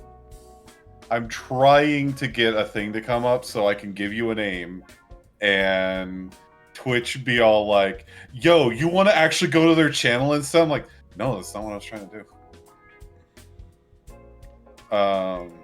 But it's gonna force me, so give me just a second. Yeah, after we raid and I close stream, I'm just gonna hit the bed or hit my bed and just pass out. I am so tired. I've been debating whether we're gonna stream this weekend anyway because I'm just so worn out. Okay. Lucian Lutre, who is playing Yakuza 0. Let's see if they will let me raid them. Search that one. If they have those people, okay. Well, Dura Soup, I want to say thank you so much for coming on and letting me interview you. I really appreciate that. Thank you so much. Everyone, I want to say thank you for coming by and, interacting and helping us with shenanigans and talking and stuff like that. I hope you guys had a good time watching as well. I want to say thank you to everyone. I don't think any of my regulars are here tonight. Nah, they're not. Oh, Brown Wolf is here. Oh my god, Brown Wolf, you're here. Dude, you always come in clutch for me, Brown Wolf. Thank you so much, Brown Wolf, for showing up even on an irregular day. Thank you so much. You're goated. Wait, is that my fault? I make sure to schedule on days that other people are comfortable with. I accommodate the guest. Usually I stream on Tuesdays and Thursdays, so. Okay. I'm sorry about that. It's fine. You're the guest. It's more important about trying to, make you comfortable. Anywho, we're gonna raid Lucien Loutre. And I want to say thank you to everyone who came by, and I'll see you later. Bye-bye, everybody. Bye-bye. Wait, actually, I forgot to press the start the raid button. My god. Good job. Yes, I know. I'm tired. Okay, now I'm gonna raid. Okay, raiding in 3, 2, 1. Bye-bye, everybody. Bye-bye. And the raid is going through, and they're gone. And good. Okay, I'm gonna stop the stream.